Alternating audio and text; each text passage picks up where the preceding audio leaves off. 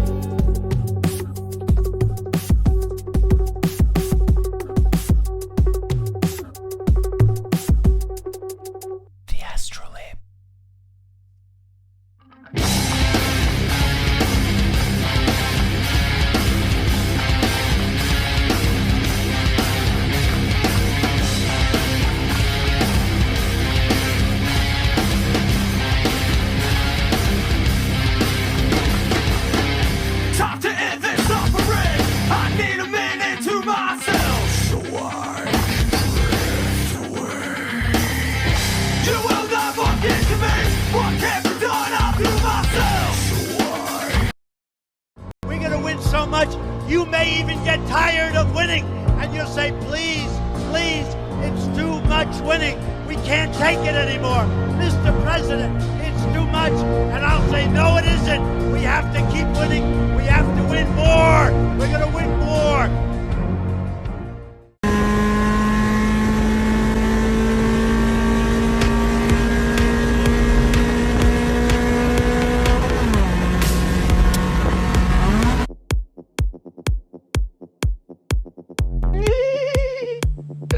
Good morning, bastards!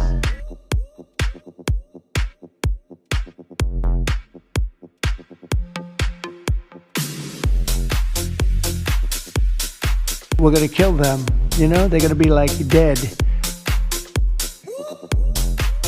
White males way up. White males have gone through the roof. White males way up.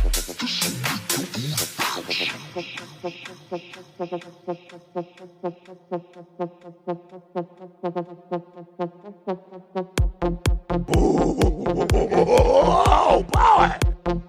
Yes, hello, it's me, a black guy.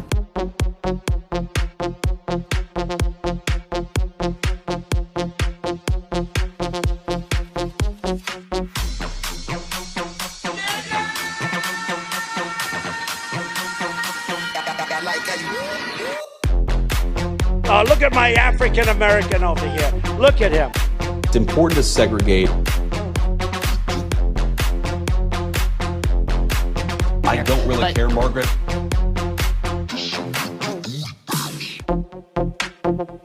What is that? We're going to kill you. We're going to give you the death penalty or kill you. Oh, the civil liberties and oh my gosh, what about the human rights? And oh no, it's so bad. Waiter, more fascism, please.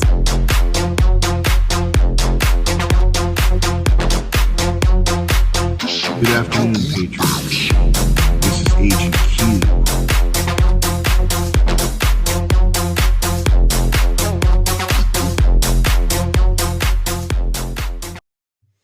Good afternoon, Patriots. Oh man, my hair really is going crazy.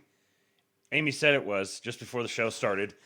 It's been windy, and I was out on the phone for most of the night, or for a good part of the night, talking to Mr. Miranchuk, and standing there in the wind, my hair got blown all to hell. So now I look like I'm Zoomer maxing.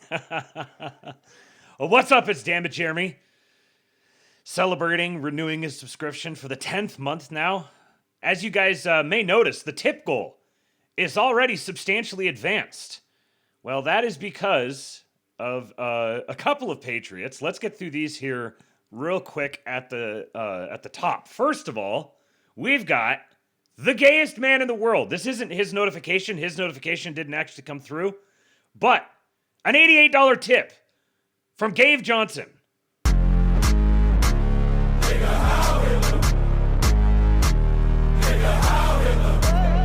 don't understand the things I say on Twitter. And he said, what's best in life? To crush the panicking, see them driven before you, and to hear the lamentations of their women. Here we truced. So true. So true, Gave Johnson. You know, Dave Johnson is the gayest person to ever walk this green earth. Here is the biggest, gayest man in the world. Wow. So gay. So gay. I just realized that the chat isn't populating on there. Something's going on with my little chat widget. Okay, well, after the gayest man, we got two that both came in from the same guy. And I don't know who this is, but I am a fan. He has showed up all of a sudden. And he is bringing with him, this is Ozzy Steen, bringing with him Teal Bucks. Ah, shit, maybe I should unmute the alert box before I do it. Yeah, there we go. $200 tip. Do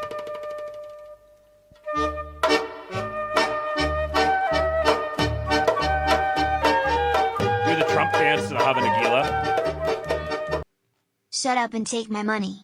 Actually, no, wait, don't shut up. Keep yapping and take my money. But don't yap too much. Actually, yap as much as you want. Oh great, now I'm yapping. Yes, you were yapping. And yes, I will continue to yap. That is the first tip from him. Ozzy, you, sir, I assume, I don't know, you are very quickly going to find yourself just permanently installed on the nice list. Mrs. Kingpild is putting together the list in the chat right now. You keep this up, Ozzy, and you are going to be the first permanent inhabitant of the nice list. Thank you, man. I appreciate you. And then he followed that up with this one.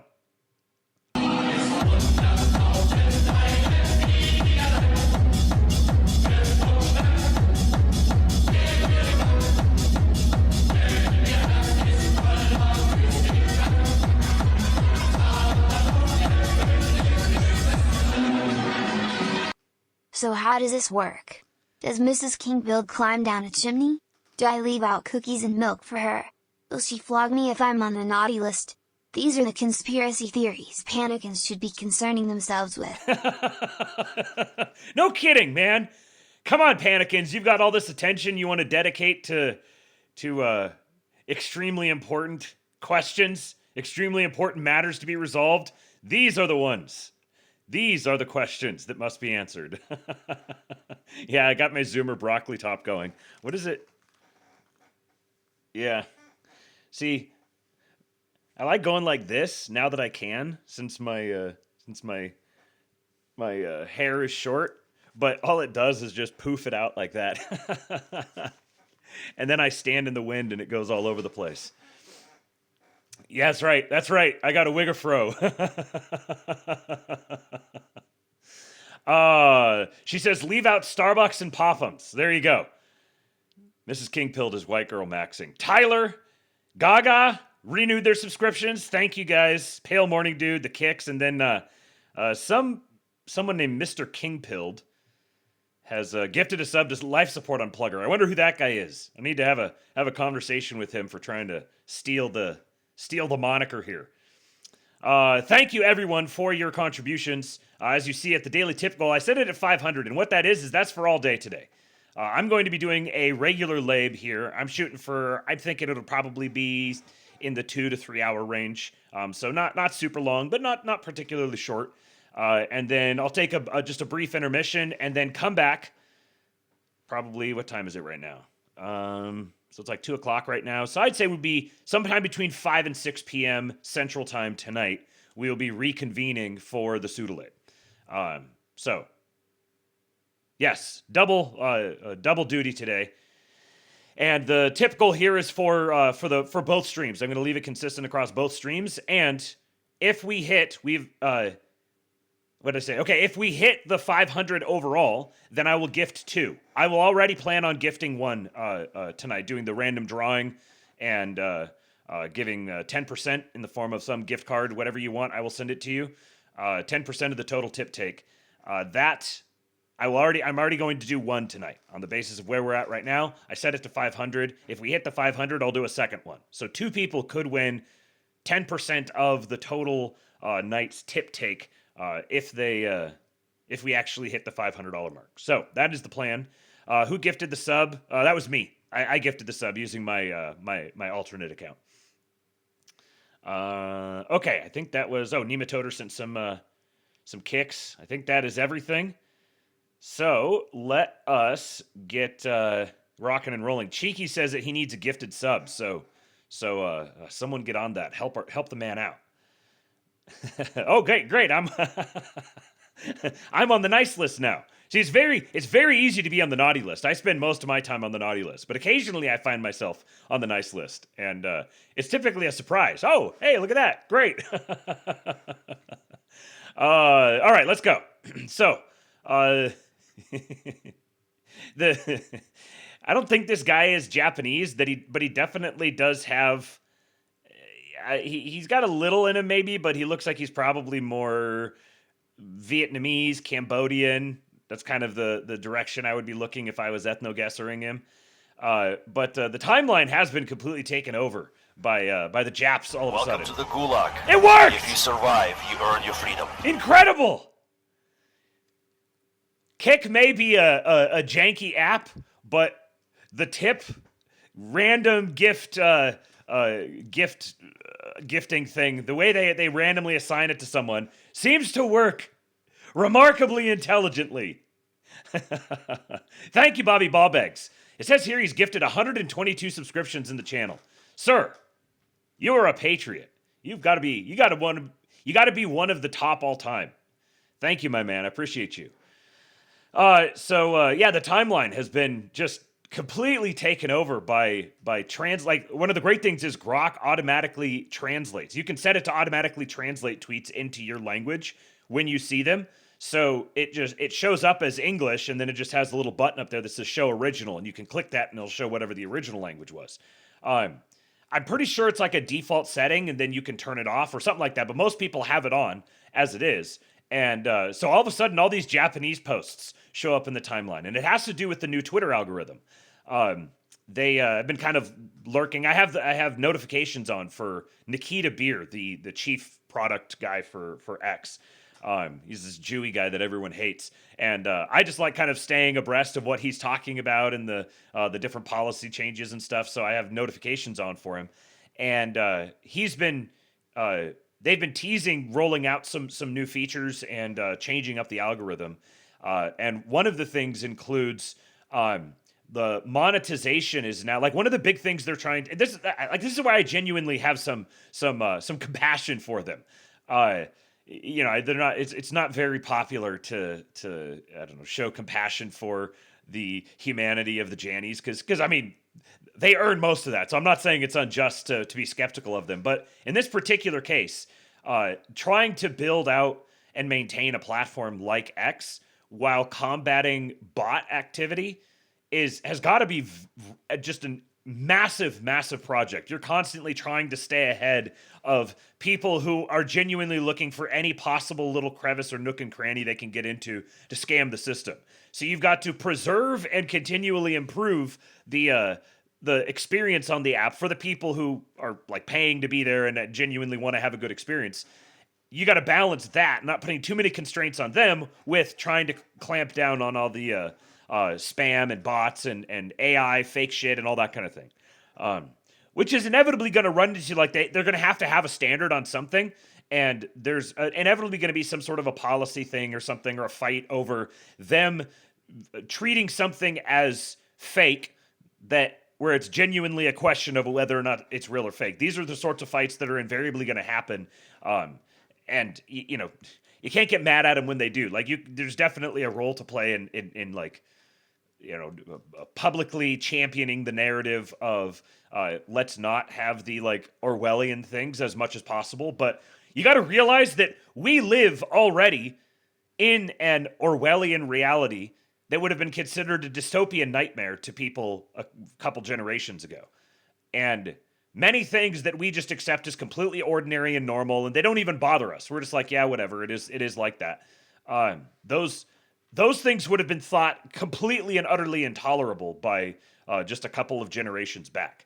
They couldn't have fathomed the world that we live in. And this is going to continue to change even further. So I've got at the end of the episode today, we are going to get into some absolutely S-tier plan trusting. Shout out to Kate J, one of the longtime Labian patriots in the King Pill Discord. She linked this episode and I started listening to it and I was like, oh, this is what I come to the internet for. I come to the internet for stuff like this Josh Reed, the founder of redpills.tv. Josh Reed, founder of redpills.tv, is on JMC Broadcasting, John Michael Chambers. And it's the 500-year leap, Josh Reed, on how Trump is dismantling the old world. This is like, if there was a plan trusting Olympics, these guys would be on the podium at the very least. Just amazing stuff. Amazing. So we'll get to that here at the back end of the show. I got a couple things before that. But one of the things that he talks about is some of the technological changes that are coming that are going to bring massive, massive benefits to us. They're just going to come at a cost. And you can't stop them from coming. You can just determine to what extent you want to be exposed personally to whatever the costs are, and what's the cost benefit analysis of trying to avoid the costs versus just adapting to them. This is kind of a perpetual struggle of man. So how was I talking about that? Oh, Twitter rules. I was talking about the Twitter rules and the new algorithm. So one of the things they're moving toward is being able to, let's see, what is there? There's monetization. This is one of the new policies is that monetization is now like restricted to your region of the world. So there isn't an incentive for foreigners to pretend to be American accounts and interfere in American elections and stuff because they can't get monetized from remotely. They're restricted to their region of the world. And then there's also, I believe this is one of the policies that has stuck is, because there's a couple that they've rolled out and then pulled back or tweaked. But one of the other ones is being able to restrict your replies only to people in like your country or your region. So we're starting to get more and more of a segregated internet, which is something that I've been expecting and predicting for a while. I think we moved from sort of a segregated internet full of disconnected blogs and forums and chat servers and stuff that gradually congealed into these big public square domains, and so much of the conversation got pressed off to the fringes to the point where it was being pressed out, and then there was a big hullabaloo, everything came back into the middle again, and now what's going to happen, I think, is that the public square, so-called, is going to start segmenting itself off. Now, I'm talking like at really large levels of scale. I think what this is going to mean is that bespoke private internet communities are on the ascendancy, and there's going to continue to be demand for those because the town squares become so just kind of chaotic and slop-filled, and people just kind of want the benefits of digital community building and organizing without sacrificing the benefits of like their own sanity. It's important to segregate. Yes, it is important to segregate. And this is what is going to become more and more feasible, is for us to be able to segregate ourselves off like this. And so I think these sorts of moves from X are pointing toward that trajectory. But anyway, so that was from Japanese because this guy's kind of Asian looking. It really has nothing at all to do with what he's talking about in this video. So that was the longest, most unrelated lead up to a clip ever. Gotta own it, though. That's what the younger generation does. They own it. You know, they just own everything about themselves.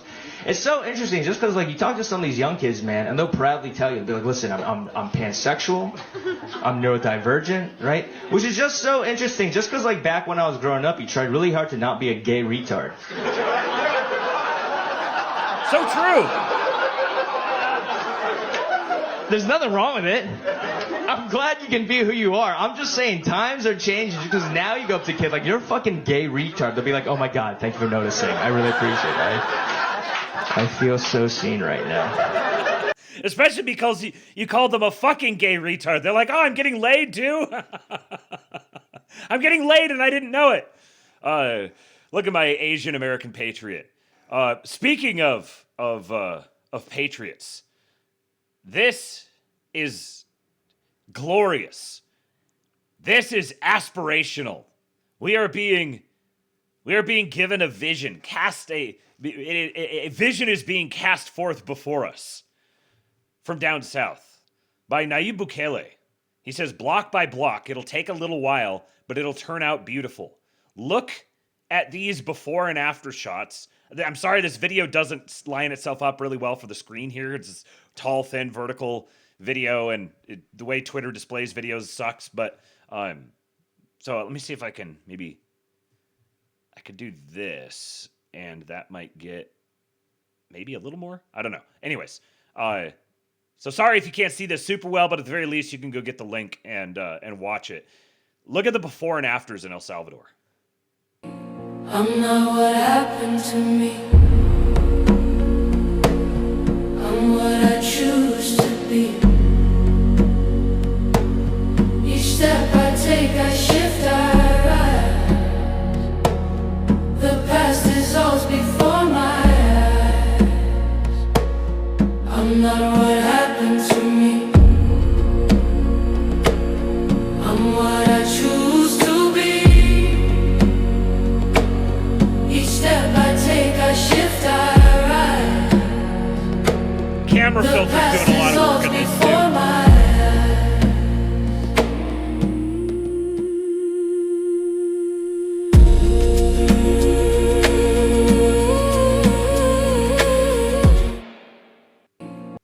Given everything that his everything the Trump administration has been doing about reordering the world around explicit U.S. sovereignty, it's pretty clear that El Salvador is being set up to be something like a Singapore of the Western Hemisphere. El Salvador is just going to keep climbing, getting wealthier and wealthier and wealthier. And yeah, there is no way that it would be possible for Nayib Bukele to accomplish something like this without extraordinarily substantial backing that I don't think is present in El Salvador natively, domestically. No, he's absolutely being heavily supported by foreign influences. And those foreign influences, for whatever reason, have a strong incentive for El Salvador to look like this. And clearly there's a big overlap between the Bukele agenda and view of the world and the Trump agenda and view of the world, with the recognition that scale matters. What is it? Quantity has a quality all of its own. This tiny little Latin American nation and the fucking United States are a completely different scale. So it substantially changes the approaches that can be taken. You can't just come in and thrust your will immediately upon the American system and overcome the American system essentially in one fell swoop. And it hasn't even been one fell swoop for him. This has been it's been several years on this project now, and obviously there would have been some time leading up to it as well. So, and it's required incremental steps. Now he's able to take big dramatic steps, like essentially marching into Congress and telling them, if you don't vote the way that I want you to, then you're going to be arrested because there's a mob of angry citizens out there ready to storm in here and hang you. You can't do that in the United States in the same way that you can do down there. It should be obvious for a whole bunch of reasons. But in the same way that Venezuela is kind of like Venezuela and Iran, I think, are easier for people to say, okay, I see the parallel here, where It's the same general principle, same general methodology, but the Iran ordeal is far more protracted and complex and not nearly as straightforward as Venezuela, because the political situation in Iran and the geographic location of Iran is like orders of magnitude more complex than Venezuela. But it's the same general principle. It's decapitate the whatever amount of the ruling party needs to be decapitated to reach someone who is going to simply acquiesce to you, and we're going to play the game of power politics. I don't care who you are. I don't care what you believe. I don't care who you've been obligated to before. You're going to obligate yourself to me. I'm going to own you now. And as long as you do what you're told, then your power is going to be completely secure. We're going to make you extraordinarily wealthy, and that's going to flow through your whole country becoming extraordinarily wealthy. That's the model. We're going to export that model. And you're going to get the opportunity to play ball. If you're not going to play ball, we're going to kill you. Next up. Are you going to play ball? No? Okay, we're going to kill you. Next up. How many people do you need to go through before they say, oh, okay, I'm going to play ball now? This is a different way of doing warfare. It's kind of an older form, but not even, it's kind of a little original as well, because you couldn't just build your entire military strategy around effectively assassinations the same way that the United States can against most other countries in the world. You can make an argument that it's all other countries in the world. So in the same way that Venezuela is kind of like a simplified microcosm of Iran, El Salvador is a much more simplified microcosm of the United States. And it seems pretty clear to me that there is some sort of organized cabal of powerful people who are backing this whole arrangement, who do not share the goals and ends of NATO or the EU or the Democrat Party or the establishment Republican Party. This is an insurgent group who have sometimes overlapping but distinctly different goals. And those goals seem to be ordered around American sovereignty. The promotion of American sovereignty. Speaking of American sovereignty, here's a little here's a little more hog porn for you guys.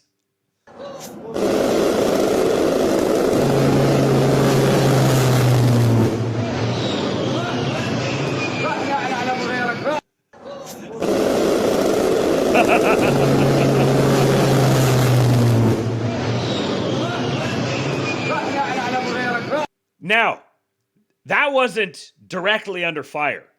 Listen to this. In this one, let me check the volume on this because this one's loud. This is the experience of directly under fire.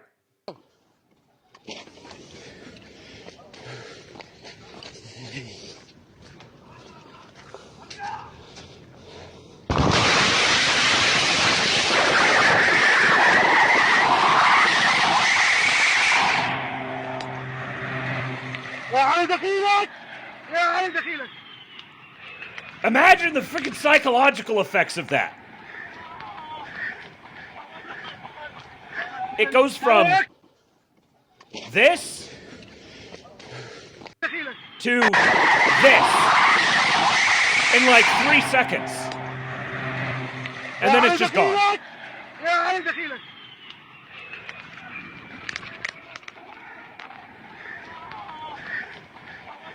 This is this is psychological warfare.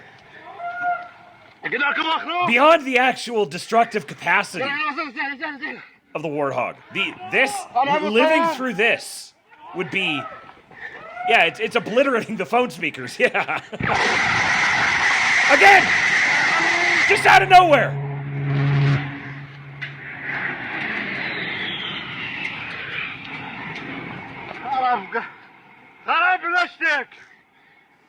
This seems like the sort of thing that a primitive culture would they would assume that the gods were attacking them. They would attribute this to some sort of spiritual phenomenon that they're experiencing. I think there's one more. Ja.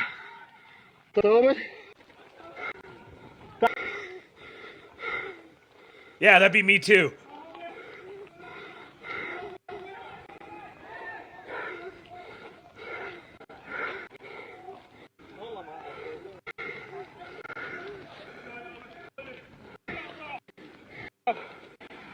I thought there was one more.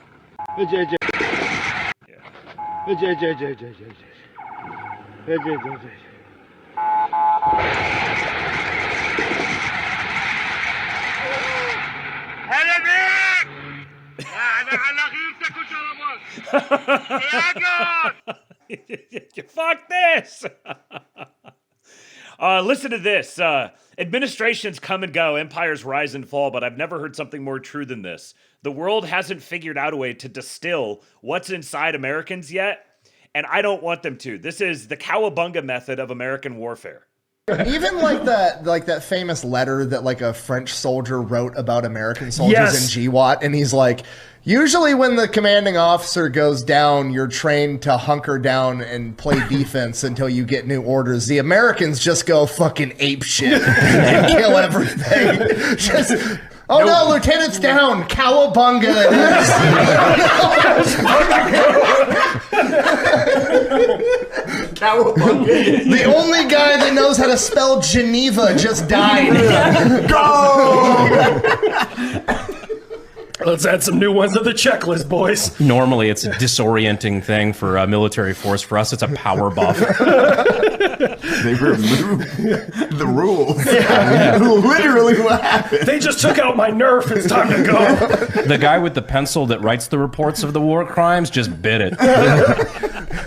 I hate how true that is. So, the thing they're talking about is this: a French infantryman's view of American soldiers, by Jean-Marc Liotier.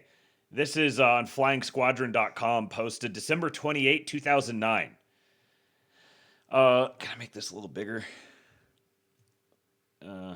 Sort of, not really. Okay.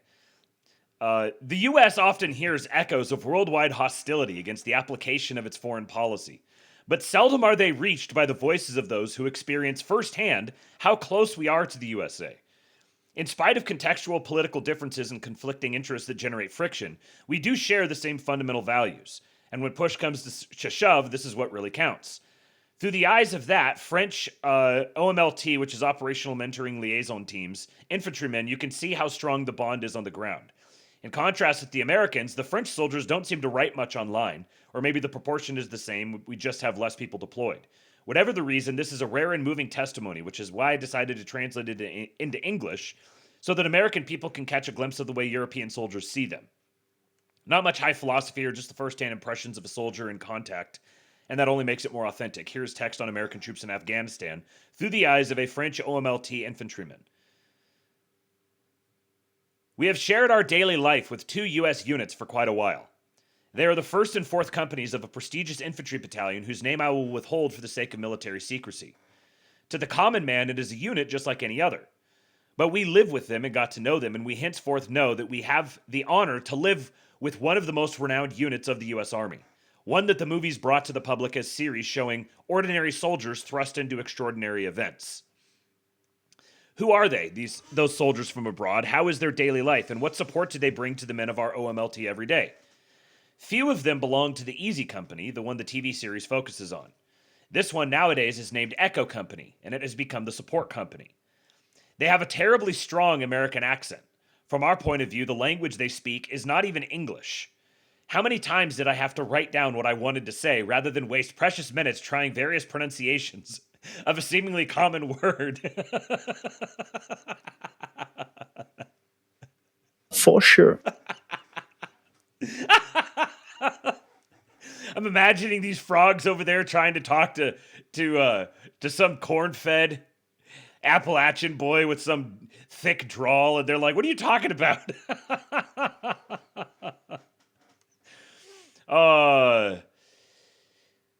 Let's see. Whatever state they're from, no 2 accents are alike, and they even admit that in some crisis situations they have difficulties understanding each other. That's an interesting thing that people don't talk about very often, that there is a very wide divergence in American accents to the point where some Americans can have a hard time understanding other Americans. And I'm not talking about just, because of recent immigration, but just the different regional accents are so distinct. Heavily built, fed at the earliest age with Gatorade, proteins, and creatine. More like Waffle House and McDonald's. They are all heads and shoulders taller than us, and their muscles remind us of Rambo. Our frames are amusingly skinny to them. We are wimps, even the strongest of us, and because of that, they often mistake us for Afghans. Here we discover America as it is often depicted. Their values are taken to their paroxysm, often amplified by promiscuity and the loneliness of this outpost in the middle of that Afghan valley. Honor, motherland. Everything here reminds us of that. The American flag floating in the wind above the outpost, just like the one on the post parcels. Even if recruits often originate from the hearth of American cities and gang territory, no one here has any goal other than to hold high and proud the Star-Spangled Banner. Each man knows he can count on the support of a whole people who provides them through the mail all that an American could miss in such a remote frontline location. Books, chewing gums, razor blades, Gatorade, toothpaste, etc., in such a way that every man is aware of how much the American people backs him in his difficult mission. And that is a first shock to our preconceptions. The American soldier is no individualist. The team, the group, the combat team are the focus of all his attention. And they are impressive warriors. We have not come across bad ones, as strange as it may seem to you when you know how critical French people can be.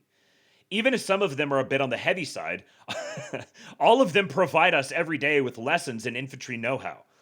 Beyond the wearing of a combat kit that never seemed to discomfort them, helmet strap, helmet, combat goggles, rifles, etc., the long hours of watch at the outpost never seemed to annoy them in the slightest. On the 1 square meter wooden tower above the perimeter wall, they stand the 5 consecutive hours in full battle rattle and night vision goggles on top, their sight unmoving in the directions of likely danger. No distractions, no pauses. They are like statues, nights and days. At night, all movements are performed in the dark. Only a handful of subdued red lights indicate the occasional presence of a soldier on the move. Same with the vehicles whose lights are covered. Everything happens in pitch dark, even filling the fuel tanks with the Jappy pump. And combat? If you've seen Rambo, you've seen it all. Always coming to the rescue when one of our teams gets in trouble, and always in the shortest delay. That is one of their tricks. They switch from t-shirt and sandals to combat ready in 3 minutes. Arriving in contact with the enemy, the way they fight is simple and disconcerting. They just charge. They disembark and assault and stride. They bomb first and ask questions later, which cuts any pussyfooting short. This is the main area where I'd like to comment. Anyone with a passing knowledge of Kipling knows the lines from Champ Pagan. If your officer's dead and the sergeants look white, remember it's ruin to run from a fight. So take open order, lie down, sit tight, and wait for supports like a soldier. This, in fact, is the basic philosophy of both British and continental soldiers. In the absence of orders, take a defensive position. Indeed, virtually every army in the world. The American soldier and Marine, however, are imbued from early in their training with the ethos, and the absence of orders, attack. Where other forces, for good or ill, will wait for precise orders and plans to respond to an attack or any other incident, the American force will simply go, counting on firepower and SOP to carry the day. This is one of the great strengths of the American force in combat, and it is something that even our closest allies, such as the Brits and Aussies, the latter being closer, by the way, find repeatedly surprising. No wonder it surprises the hell out of our enemies. We seldom hear any harsh word, and from 5 a.m. onwards, the camp chores are performed in beautiful order and always with excellent spirit. A passing American helicopter stops near a stranded vehicle just to check that everything is all right. An American combat team will rush to support ours before even knowing how dangerous the mission is. From what we have been given to witness, the American soldier is a beautiful and worthy heir to those who liberated France and Europe. To those who bestow us with the honor of sharing their combat outposts, and who every day give proof of their military excellence, to those who pay the daily tribute of America's Army's deployment on Afghan soil, to those we owed this article, ourselves hoping that we will always remain worthy of them, and to always continue hearing them say that we are all the same band of brothers.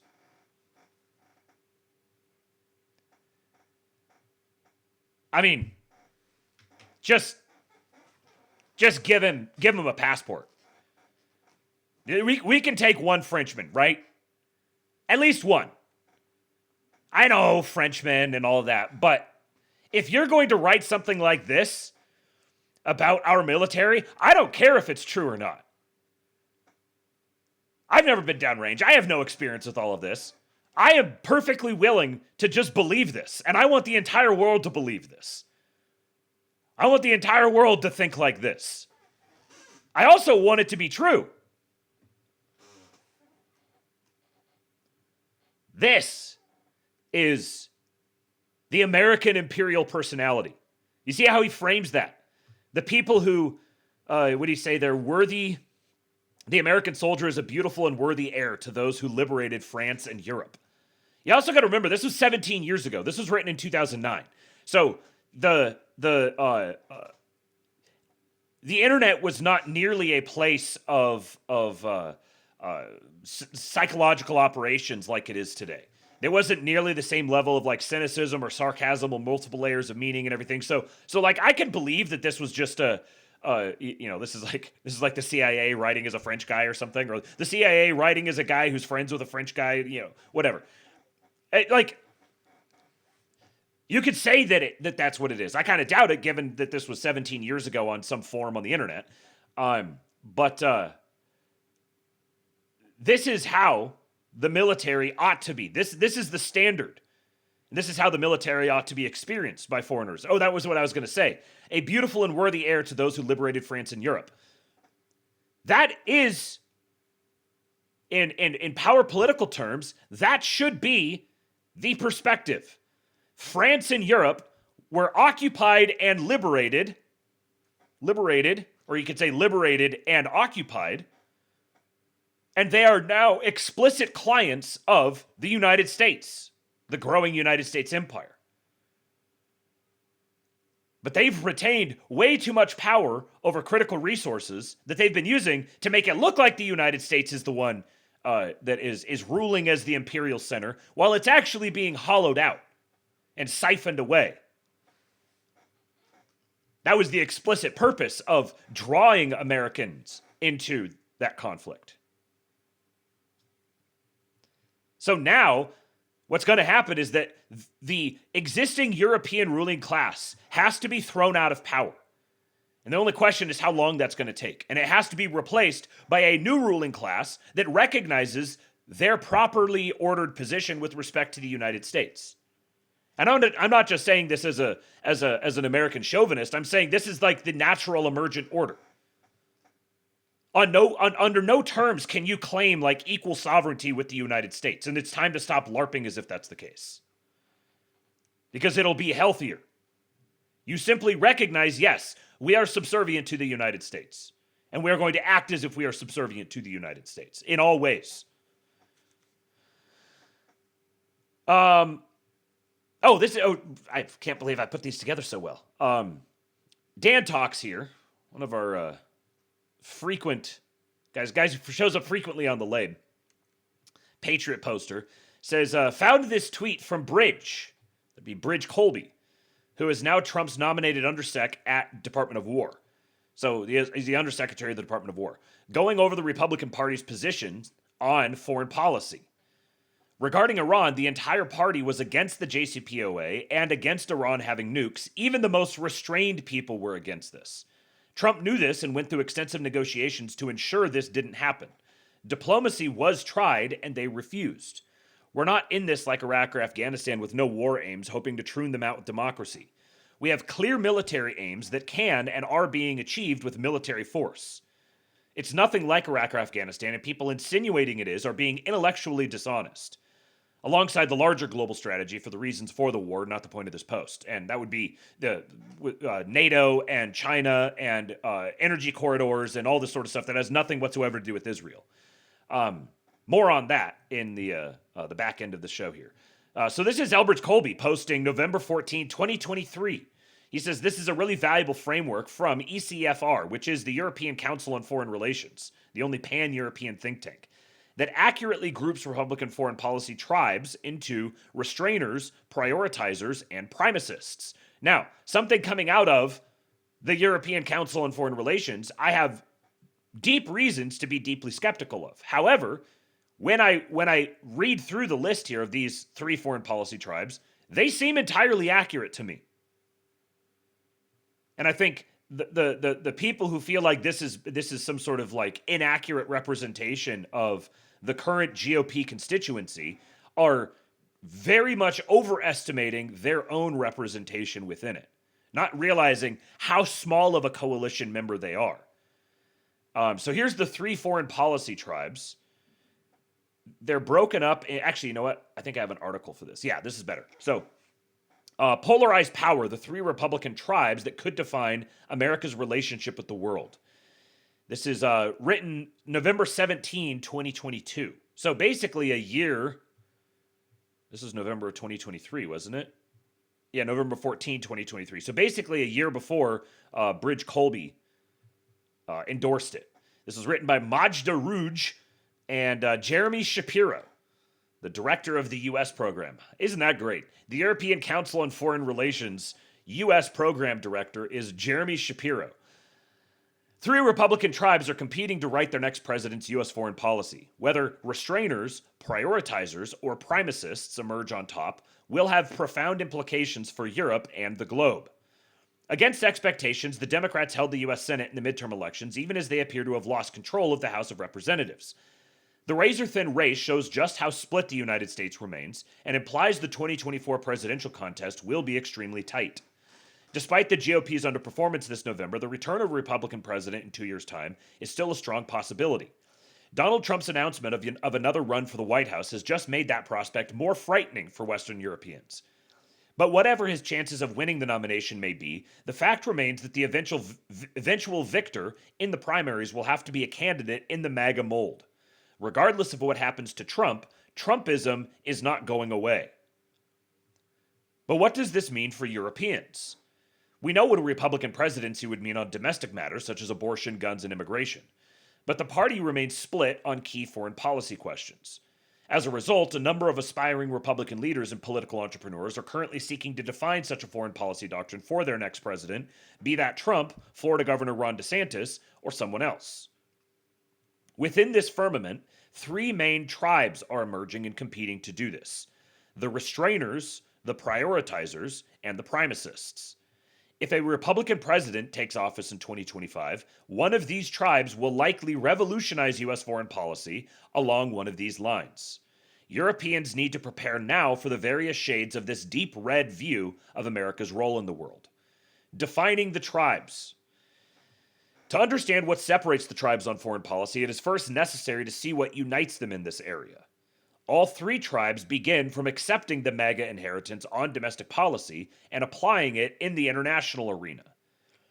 These include the anti-wokeness agenda, the demand for a much more restrictive immigration policy, and a belief that the U.S. has suffered economically and culturally from globalization. So they're saying that all 3 tribes that they're describing here have this, are in lockstep on not just these issues, but the belief that these issues should be applied internationally. Such stances suggest that any GOP foreign policy will translate into antipathy towards efforts to combat climate change and renewable energy, growing opposition to free trade, and a profound sense that the U.S. needs a radically new economic relationship with China. A Republican Party that once championed free trade and globalization now stands united behind retaliatory tariffs, strategic industrial policy, and export controls. While these are mostly aimed at China, they will have significant implications for Europe as well.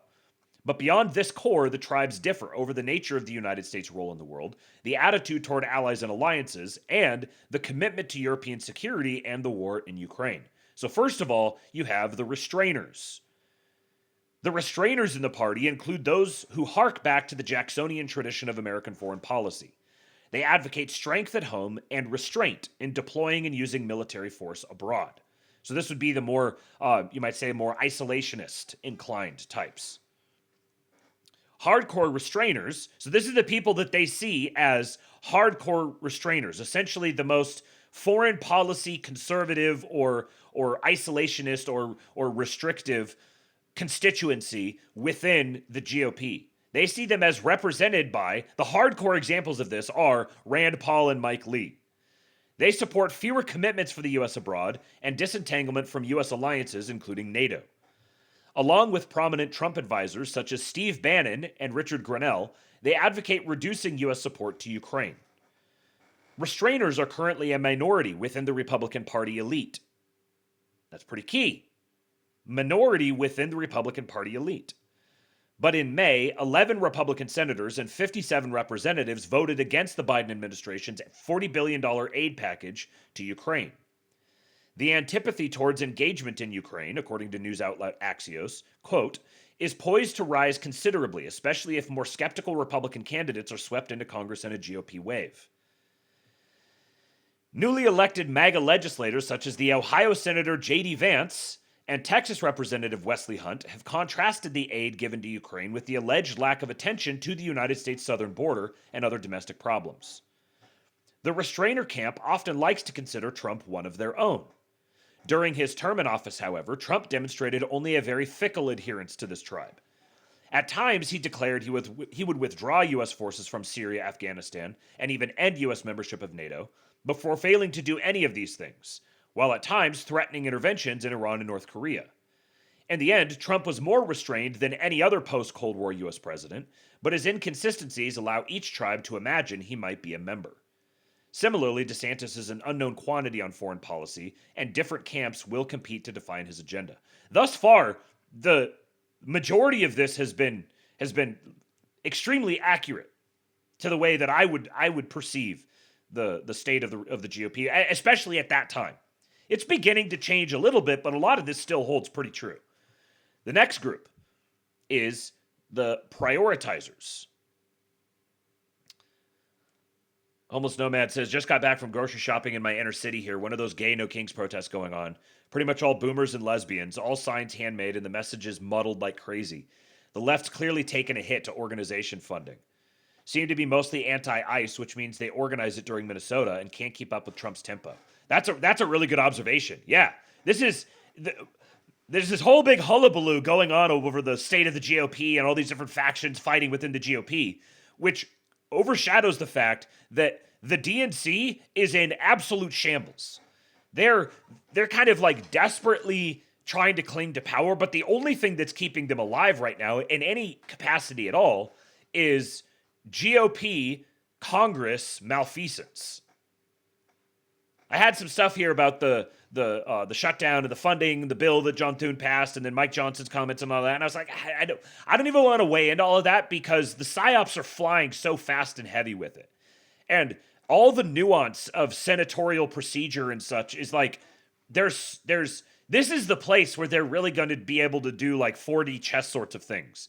Or like feints and dodges, and like we're going to do this thing to go through this procedural motion where someone's going to vote against it intentionally so that it doesn't pass, so that it can come around and do like all that sort of stuff that can happen.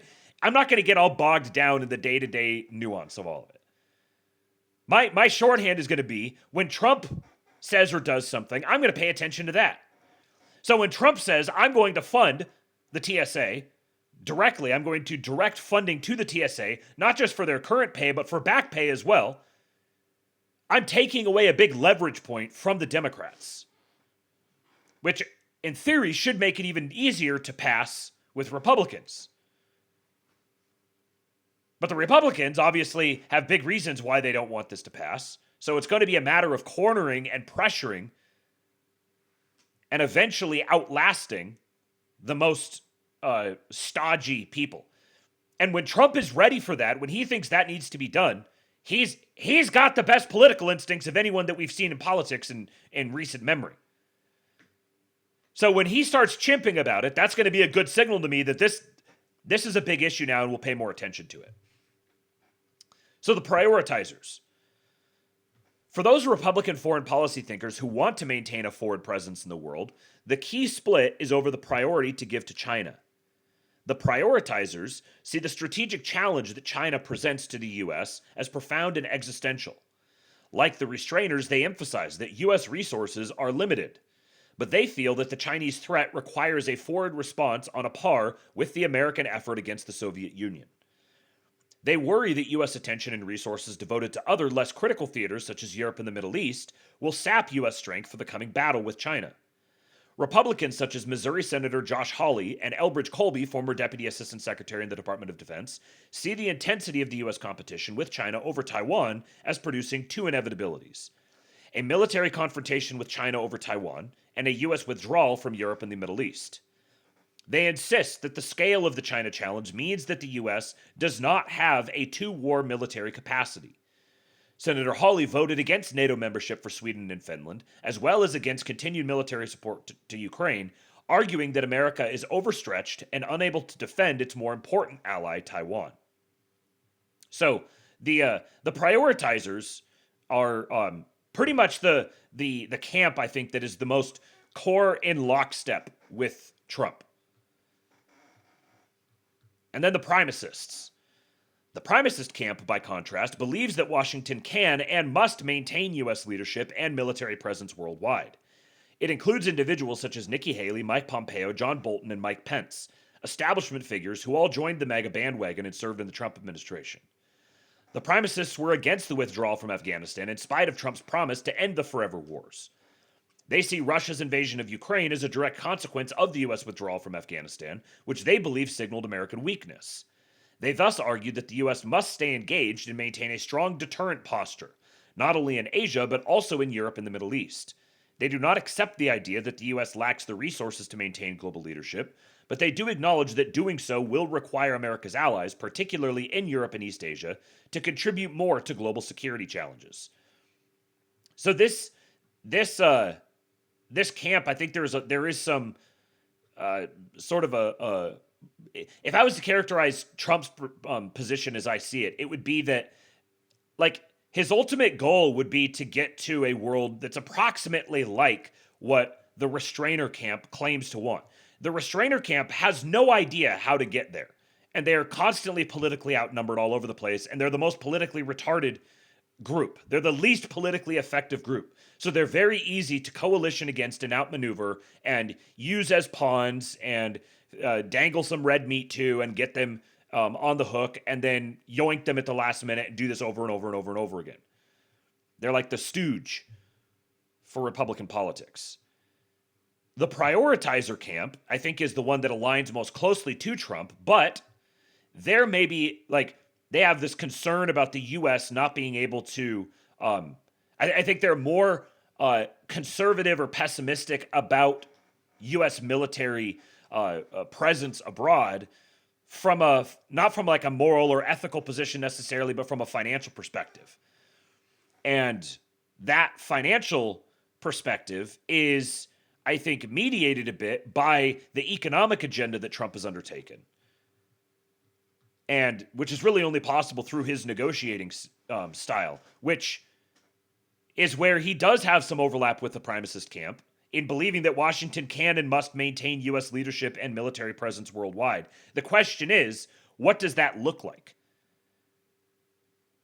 And prior to the recent evolution of foreign policy under Trump, that's pretty distinctly associated with him, all the existing models for the U.S. maintaining primacy and leadership abroad and having a military presence and everything were all modeled upon like the original British system for what should be very obvious reasons. There hasn't been an extant model like Trump's, where the United States can maintain primacy and leadership. They can have a military reach while, relatively speaking, minimizing the costs in terms of blood and treasure. And they do this through strategy and through controlling economic choke points and controlling them in such a way, getting buy-in from all of the regional partners in such a way to stabilize them. So they sort of get stabilized into a mutually beneficial arrangement that has strong self-policing effects just kind of baked into it strategically. So the United States can withdraw in a certain sense while having it continue to remain in a state that is beneficial to the United States. And because the United States is sort of withdrawing while also becoming much wealthier and maximizing its own power. Controlling energy means you control AI capacity. That's one thing we'll talk about that's in that video I'm going to play tonight, or at the end of this first lab today. But then the United States retains the ability, because of its military technology, to do quick strike operations and maximize on the elite capacities of the U.S. military. So it's changing the way that warfare is conducted, and pairing military with economic, with diplomatic, with a more honest, straightforward power politics sort of approach. Very transactional, very deal oriented. This is beginning to completely readjust the world order, and only some of the GOP is kind of locked in on this. But it's baking in a bunch of incentives that are beginning to take root, that are going to get people bought in economically and politically, if not ideologically. The ideologically is really just kind of a post hoc rationalization for why capital was deployed. Capital deploys. Capital goes where it's treated best, and then people conceive of ideological reasons for it in post, and just sort of retroactively apply them. So this is the let's see how they broke this down. Among these three different categories, the restrainers, the prioritizers, and the primacists, on each particular matter. So U.S. role in the world. The restrainers see the U.S.'s role in the world as being reserved. And in this, they have much in common with a lot of foreign interests that would also like to see the United States less powerful. The prioritizers want to see the U.S.'s role in the world as leadership, and same with the primacists. The restrainers see allies as freeloaders. Now, there's where they do have definitely have alignment with Trump on that. The prioritizers see allies as potential assets, but they need to step up, which is much closer, again, to Trump's perspective. And then the primacists see allies as assets who need to step up. That's like the question of whether or not they're an asset isn't even entertained. It's assumed that they're an asset. Whereas the prioritizer class, which is much more like J.D. Vance, much more like Bridge Colby, that class sees them as, you could be allies. We'd like you to continue being allies. You see this all throughout the national security strategy and the national defense strategy. We'd love it if you would continue to be allies, but some fundamental things about our relationship are going to have to change for that to be the case. With international institutions, restrainers are uninterested. Prioritizers want to think that they limit U.S. freedom, and the primacists think that they are instruments of hegemony. Now, this is a very interesting distinction here. Both the restrainers and the prioritizers view international institutions with deep suspicion. The primacists see them as ways that the United States can enforce its imperial will. Now, this is not necessarily wrong. The problem is that the primacist approach has been perpetually to undermine U.S. power. So, like, U.S. gets to do certain things or make certain decisions or whatever, but on the back end, they're paying a severe cost for it, which is ultimately hollowing them out. So the primacists have like this high time preference approach to the international institutions. Get the gains now, but hollow everything out in the long run, which is because the primacists really, by and large, don't actually speak for the people. They speak for particular special interests. Military interventions. Restrainers obviously want restraint. Prioritizers want to have a hawkish focus on Asia. And then the primacists want to have diffuse hawkishness. So the primacists want to be hawkish everywhere. The prioritizers want to focus hawkishness on Asia. And the restrainers don't want to be hawkish at all. And where I'd say Trump lands with this is a, how would you say this? You would say like, it's not diffuse hawkishness, it's targeted hawkishness. We're not going to have some sort of like ideological policy that locks us into hawkishness forever. When we are hawkish, we are going to move fast and break things. We're going to get in and out. We're going to hit them hard and get the fuck out.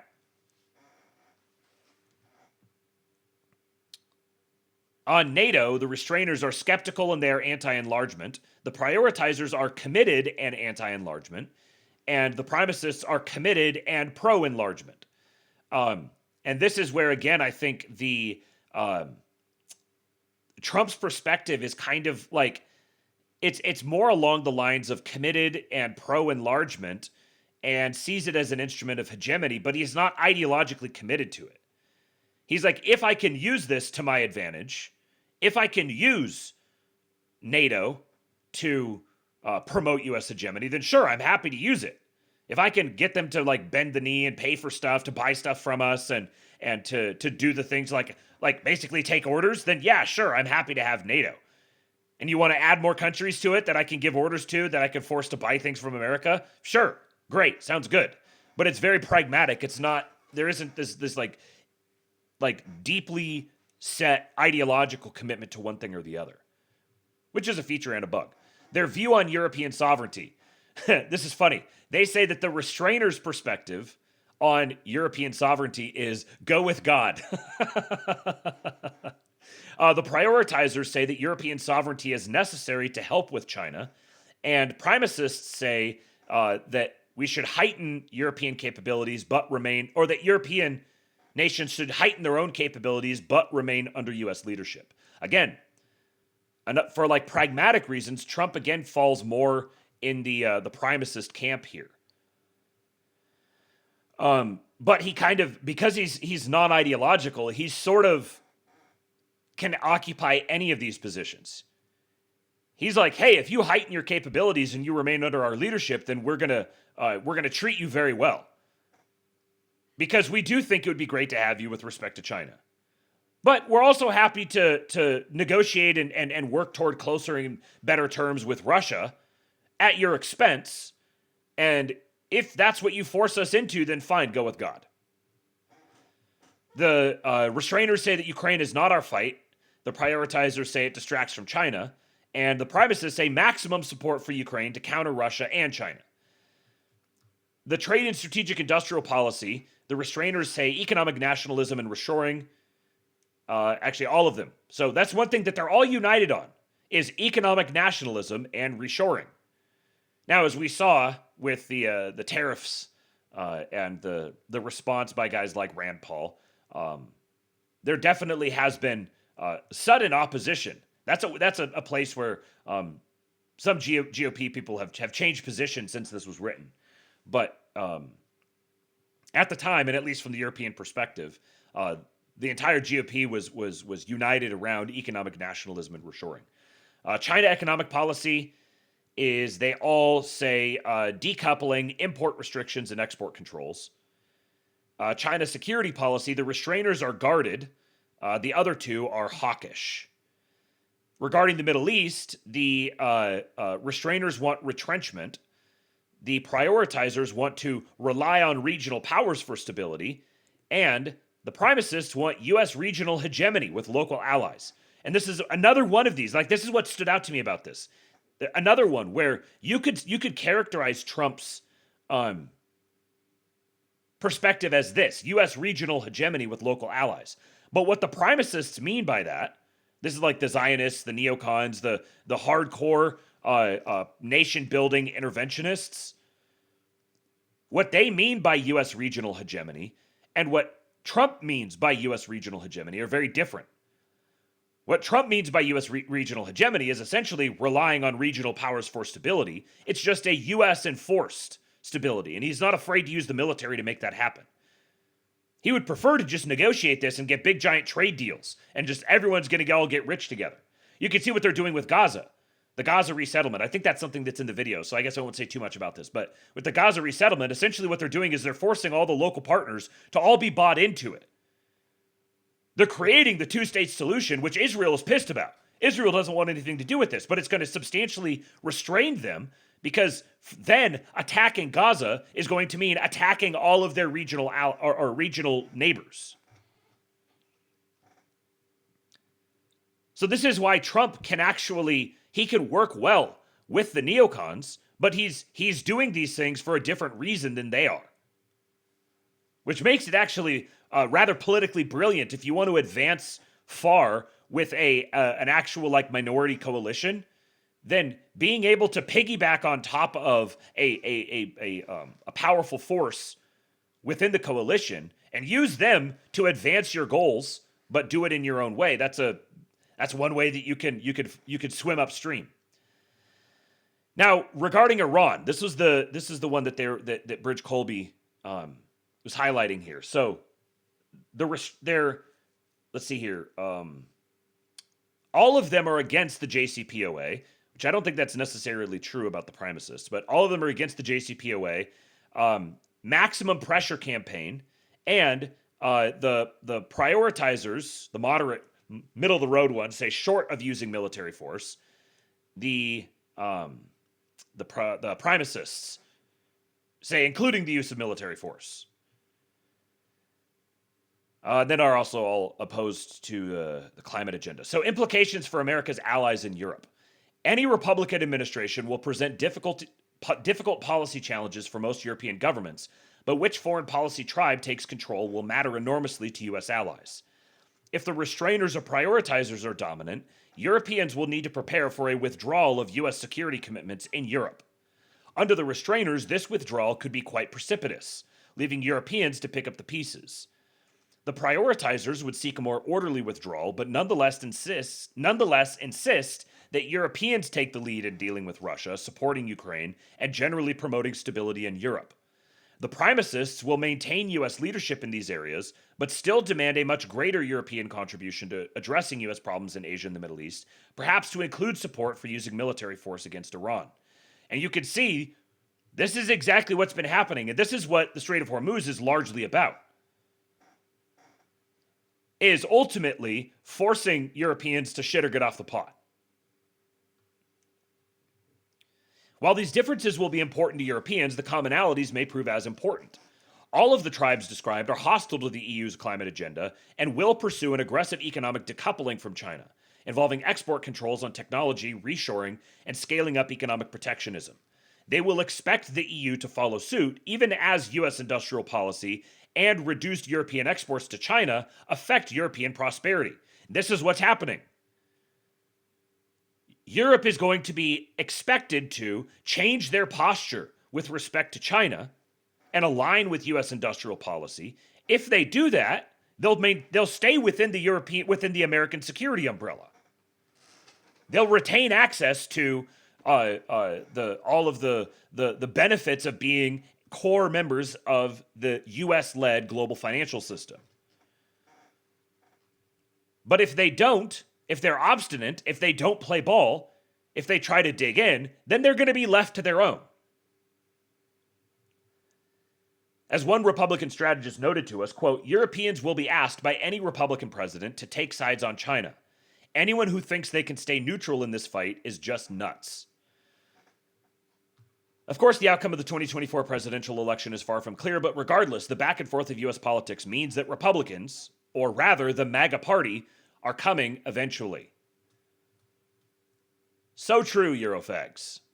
Now, you guys may have heard that Trump had said a few days ago that he'd begun negotiations with Iran and that they had presented him with a gift. Well, he has now told us what that gift was. They said to show you the fact that we're real and solid and we're there. We're going to let you have 8 boats of oil, 8 boats, 8 big boats of oil. This was 2 days ago.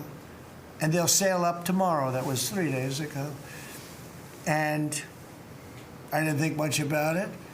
And then I watched the news and they said, a very good anchor actually, happened to be Fox. But I watched it and he said, something's unusual happening. There are 8 boats that are going right up the middle of the Hormuz Strait. 8 big tankers are going loaded up with oil right through. And I said, well, I guess they were right and they were real. And I think they were Pakistani flagged. Yes. And I said, well, I guess we're dealing with the right people. And actually, they then apologized for something they said, and they said, we're going to send 2 more boats. And it ended up being 10 boats. All right, I hope I haven't screwed up your negotiations, but I thought it was appropriate to say, because I did taunt you the other day by saying they're going to give us a present. The president is gracious. He taunted you. He felt bad. So he says, Let me fill you in. Let me give you the details. Now, what does this mean? The way he's telling this, from what it sounds like, they are negotiating with people in Iran, or at least they're presenting the appearances that this is what's happening. Who knows how much has been negotiated already, and they're going through the motions. We'll get into more of that later. But what we're in right now is the negotiation stage. And as part of the negotiation stage, a faction within Iran who wants to negotiate things now with Trump said to demonstrate both good faith and that we actually have operational control over the strait, we are going to send through 8 boats, which also has the effect of getting this oil out there. Because one of the things the United States is managing is their actual allies who are negatively affected by this, by, for example, Japan. So there are nations that the United States is not. We're not just going to like economically blockade you, especially if you're an ally like Japan, who is sort of roped in on all of this, given their dependencies on Iran. We're going to make sure that you aren't getting devastated by what we're doing here. So Iran is releasing a bunch of oil as a show of good faith, an ease on the market, the global market, and they're demonstrating we are in operational control such that we can direct something like this to happen and they don't get shot as they head out. Now, is it a trap? Or maybe, I don't know.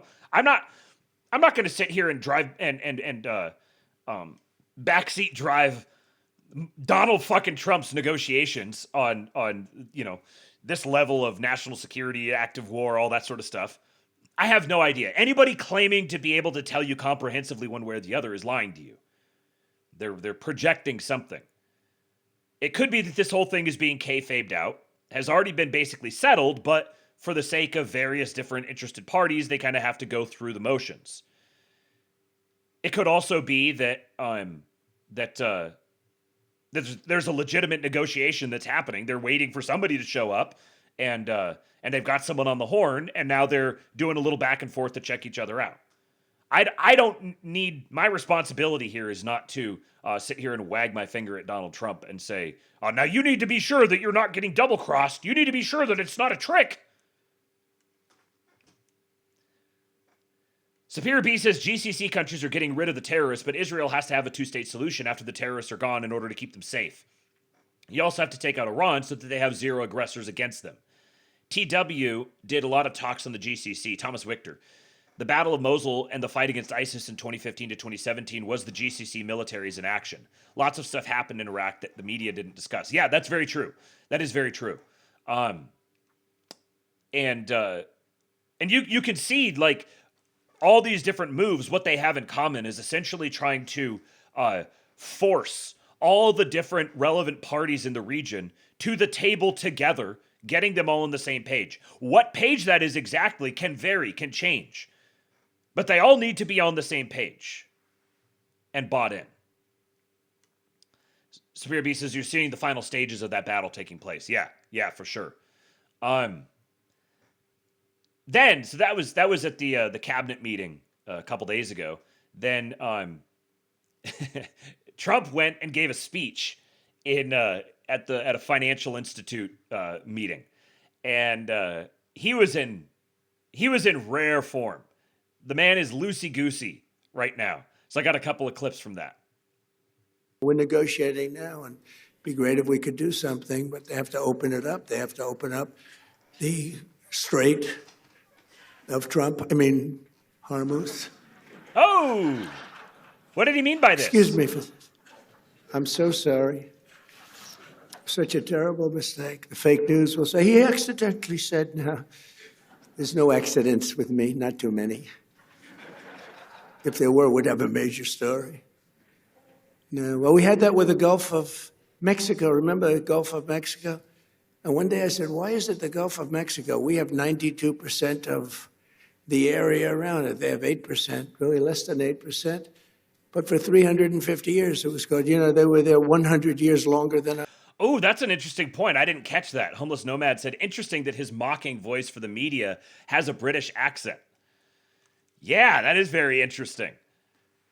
And I think it's because my guess would be, it's possible that it's because he's like directly sees London as the enemy. I mean, he said stuff about like our former ally and that sort of thing. So it's possible. I also think it's just like his war is against uptight hoity-toity eggheads.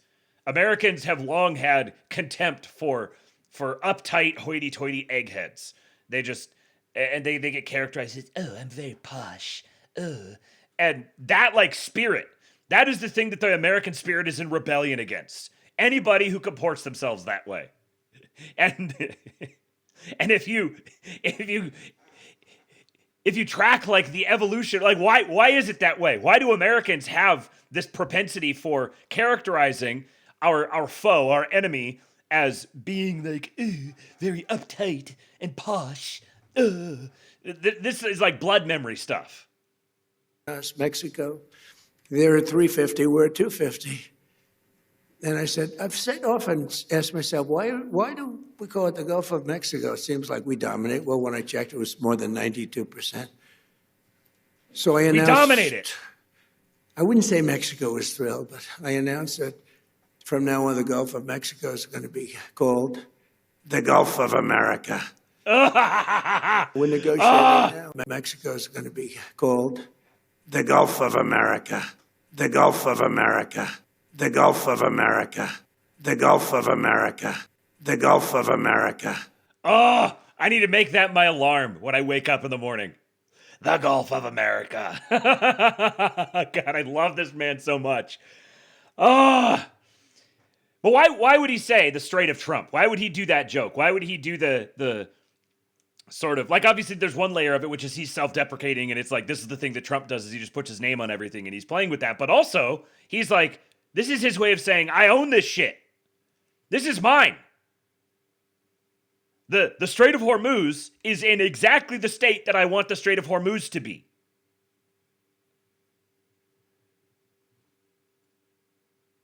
Then he dropped this little nugget. As I said, he was in fine form. No, but I was watching this and I'm hearing them saying, could he be losing the MAGA base? I don't think so. You know why? Because MAGA wants to win, number one. Number two, they want our country protected. They don't want another country out there that's hostile and crazy to have a nuclear weapon. And number three, they like us protecting certain allies, whether it's Israel or Saudi Arabia or Qatar or UAE, any of them. You think he's not aware of the Israel issue? You think he's just oblivious to this? Just being blindly dog-walked around? No, he's like, they like it when we protect certain allies, whether it's Israel or Saudi Arabia or, look at this, we've got allies all over the region. Me, Donald Trump, I'm the reason that all of these nations in the region are allies who are backing us in all of this. They want that. MAGA wants strength and they want victory. They want success. And that's what we have. And we have been very, very successful. You know, when I went into MAGA wants strength, they want victory, they want success. It really is that straightforward. Winning begets winning. To Venezuela, I said, because I campaigned on the fact peace through strength, you wouldn't have to use it. I said, you'll never have to use it. But sometimes it. And Cuba's next, by the way, but pretend I didn't say that, please. Pretend I didn't say that. Please, please, please, media, please disregard that statement. Thank you very much. Cuba's next. He's mocking them. The man's at some sort of financial conference, and he is just riffing, just mocking them. He is cool as a cucumber. And then, last couple of lines here. This is just precisely targeted at the exact type of neurotic personality that is characteristic of Trump derangement syndrome. Now. What is missing in leadership? Well, it's winning. You got to win. You know, I've watched a lot of people, leaders, great leaders. And, you know, the one thing about sports is you break it down into, 2-hour period, something nice. You don't have to wait a lifetime to find out is somebody a winner or a loser. You got a lot of losers, mostly losers, fortunately. This is man, the man at his best when he starts breaking down sociology. My president, the sociologist, Trump in his theory cell mode. It's beautiful. This is the great thing about sports, is you don't have to wait a lifetime to find out who's going to win. We're going to have a competition. What's the competition over? Who's going to win? Who's going to win what? Whatever the competition is. This is an American thing. We just do competitions. We compete for fun. This is the American personality. We are going to compete and we are going to win in everything. I don't care what it is.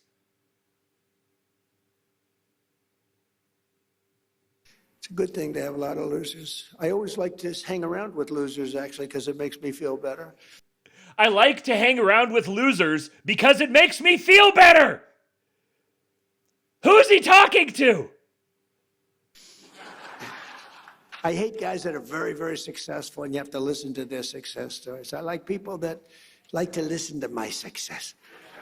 Sing right now.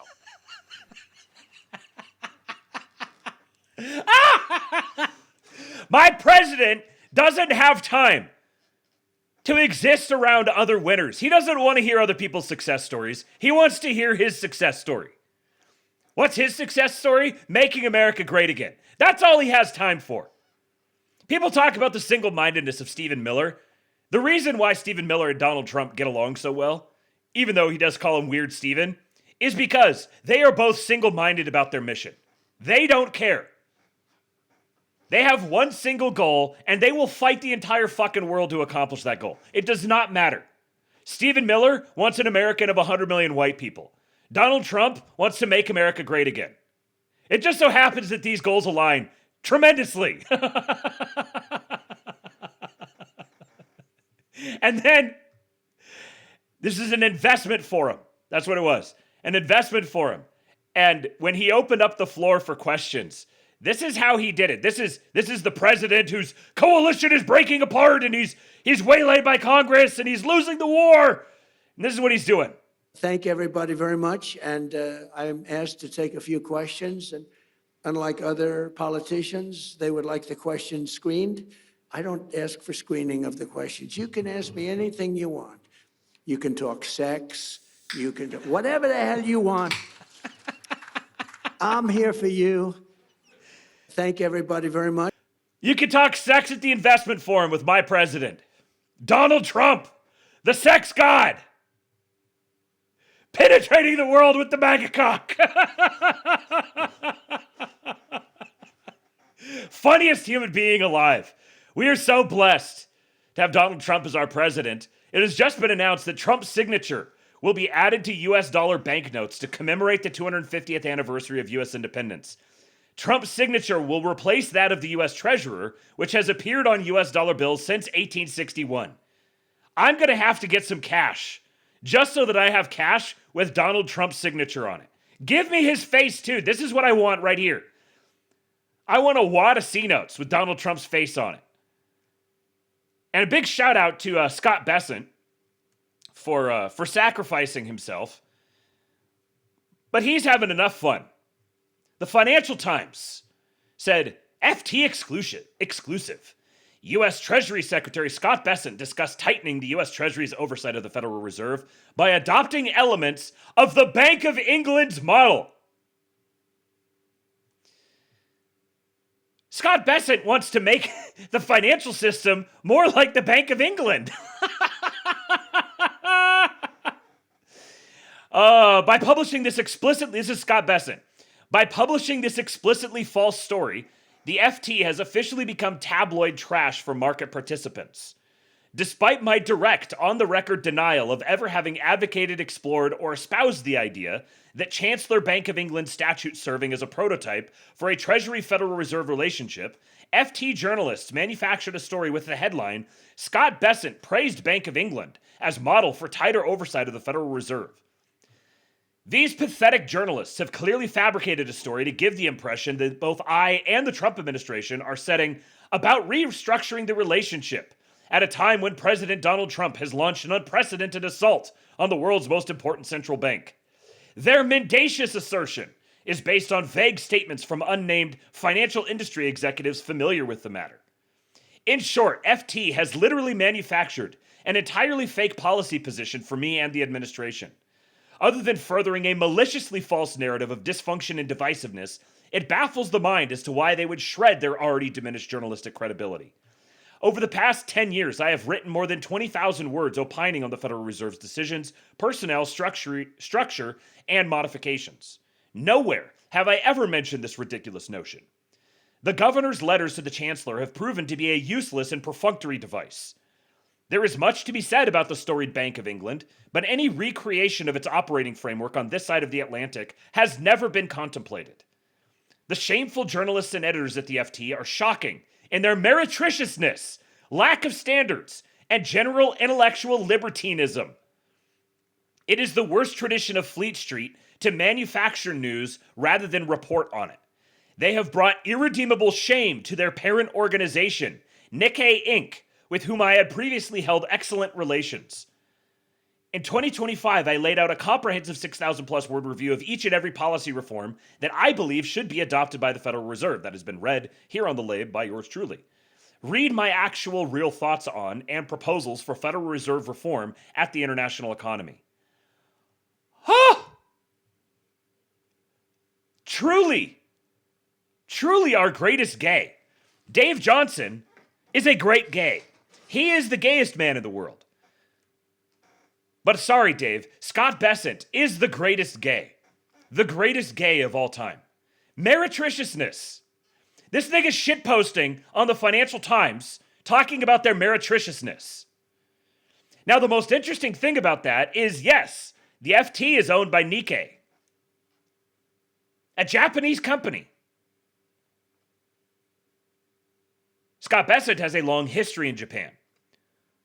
What is the worst thing that can possibly happen to Japan, to a Japanese organization, to a Japanese person? What did he say? They have brought irredeemable shame to their parent organization. The U.S. Treasury Secretary, who has a long and storied relationship with Japan, has just publicly declared that one of a key Japanese country's a key Japanese company's key assets. Jeez, that was too difficult to say. A shame for display. This is economic warfare. A Japanese, I would not be surprised at all to see some sort of move. It may not get a ton of publicity. It may kind of fall behind the scenes or something like that. I don't know, but I'm going to be keeping an eye out for this. For Nikkei, restructuring their relationship with the Financial Times. Superior B says that's how all Asians are. Trump is going to cut Xi a deal that brings honor to Xi. Yeah, I bet so. Yeah, they're signaling it. If he's going to go there and then Xi is going to come here, he's signaling that this is going to be a great and honorable deal for both of them. USA just went up 1-0 on Belgium. Oh, yes. See, I'm labing with you guys right now instead of watching the U.S. men's national team. That's how devoted I am to you guys. So remember to tip your streamer. Tips.kingpill.com. Who scored the goal? Mr. Sue says, then who really owns the Nikkei, you might ask? And who depended most on the yen carry trade? Very, very interesting. Very interesting questions. All right, are you guys ready for some S-tier plan trusting? Absolute top-notch Patriot posting by JMC Broadcasting and Josh Reed from redpills.tv. Again, shout out to Kate J for posting. I never would have seen this otherwise. I went and followed Josh Reed, and Josh Reed followed me back. So I am one of the elite 5,500 people that he follows, or something like that. Yeah, big shout out to Kate J for dropping this because I would not have seen it otherwise. And also say a prayer for Kate. She unfortunately just lost her father So memory eternal to her father, and say a prayer for Kate and her family. She is a longtime Labian, one of the OG Labians. Okay, let's go. 500-year leap, Josh Reed on how Trump is dismantling the old world. This is the video is about an hour long, and I don't think we're going to listen to the whole thing. Let's see where we at. Yeah, we probably won't do the entire thing, but we'll get to about 2/3 of it or so. This is a great. When Kate dropped it in the Discord, she said this would be a really good like a thing to send to people who are maybe skeptical about what Trump is doing, but they're open to understanding what the plan is. This is a really, really great breakdown of it. She said that he doesn't mention the city of London, but he's describing the city of London effectively. So here we go. Special broadcast. Hi, everyone. This is John Michael Chambers, JMCBroadcasting.com special broadcast. You see who's on the screen with me? None other than Josh Reed. Thanks, Josh, for carving out some time. I know how busy you are. I'm going to get right into it. I got two broad questions that we could spend weeks on. But give us your 40,000-foot view and take it anywhere you wish to go. I think your insights, your resources, and your years of experience in following the real world we're living in is extraordinarily valuable to our listeners. So, Josh, break down from a 40,000-foot view, what do you see happening with President Trump, the White Hats, the military, the team? What are they doing when it comes to the real? When you hear that, White Hats, I know Superior B, I know you jumped all over that. I know you reacted to it exactly the same way I did. My fucking people, the White Hats. I'll call it the rearranging of the country's relationships and things that are going on geopolitically. So we'll peel away. I got a few layers. We'll start with layer one. What is happening? Because there's a common thread I see with Venezuela, Iran, and Cuba already happening on its own before we got in there. So Venezuela, Iran, and Cuba. What is the plan? What do you see unfolding? Take it any way you choose, sir. So when you start to look at what Trump's done over the course of the last 14 months since he came in office in 2025, many people think that 2025 was kind of shooting from the hip. They didn't really know what they were doing. They're very, very unorganized. That's actually anything but the truth. I called my last episode of 2025 the 2025 PSYOP because I believe what it was actually setting the stage for everything that we are seeing happening right now. And on December 16th, 2025, when Donald Trump came out and he did his national address, the one that he came out and unlike any other speech he did before, he didn't deviate. He kept a strict time, 19 minutes. He kind of seemed a little disturbed, but he said some things during that speech that if people were listening, he was closing out the old era. And he said, look, when I took this country, it was dead. It was beaten. The economy was crap. The military was depleted of everything. We couldn't have retention rates. And we had people leaving the military and people getting kicked out of the military. We had, transgender and all this stuff was happening. Our country was not in good shape. I'm proud to announce that tonight, our country is now in amazing shape. Our country is now back. And this was really, really important because what it showed is that when he came in 2025, the country was not in a position for him to wage war on the deep state or the globalists. It showed that they had to build the country back up and they had to do it methodically and strategically. And this started with Donald Trump with his utilization of tariffs, with going back around the whole entire world, renegotiating all different types of trade deals. Now, when you start to look at that, people are like, yeah, but tariffs are bad. But are they? Tariffs are only bad when you actually have an income tax. Tariffs are actually a consumption tax onto the consumer. And if you have no income tax, they're actually relatively not that bad.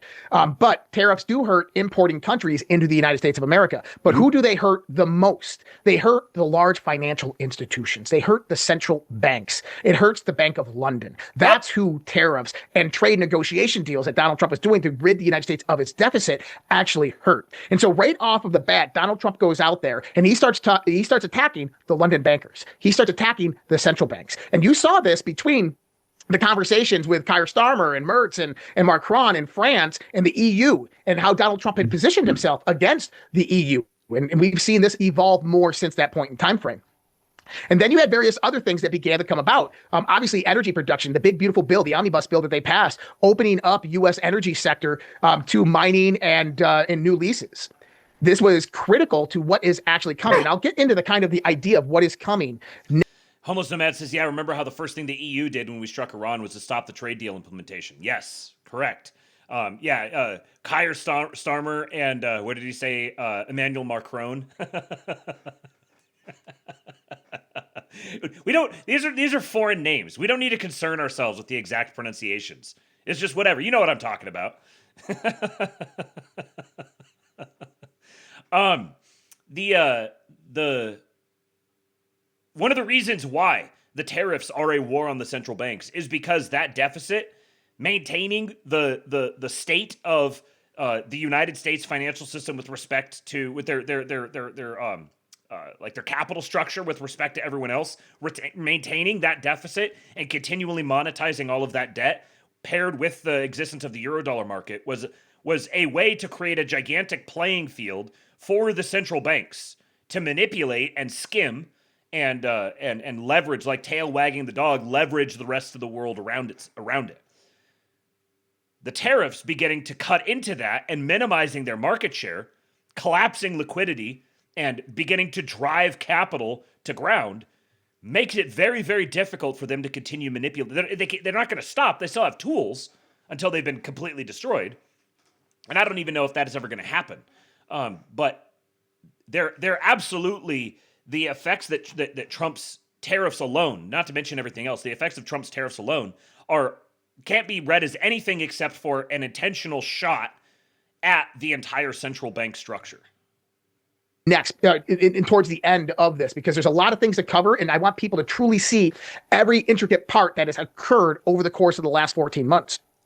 So we have Epstein that comes out, and me and you were just talking about that, how that was a psyop perpetuated on the left. And we can get into that maybe in a little while, but I want to structure myself really on this idea, what's called the multipolar world framework. All right. Now, the end of 2025, the Trump administration put out two important documents. You have the National Security Strategy and the National Defense Strategy that actually came out in 2026. If you know, there's a pause phase for you. If you know, and you can immediately cite from the National Defense Strategy and the National Security Strategy, I already know that you are an S-tier plan truster. You are an elite company. It is insane to me how many of the professional political commentators are not even aware of it. Never even cross their, especially the people whose specialty happens to be foreign policy and anti-war, and we're the war state understanders. Yet somehow the National Defense Strategy and the National Security Strategy and their points of alignment and like the spots where they overlap and the parts where they amplify each other. If you're not aware of those things, I can't take you seriously as a commentator on any of this stuff.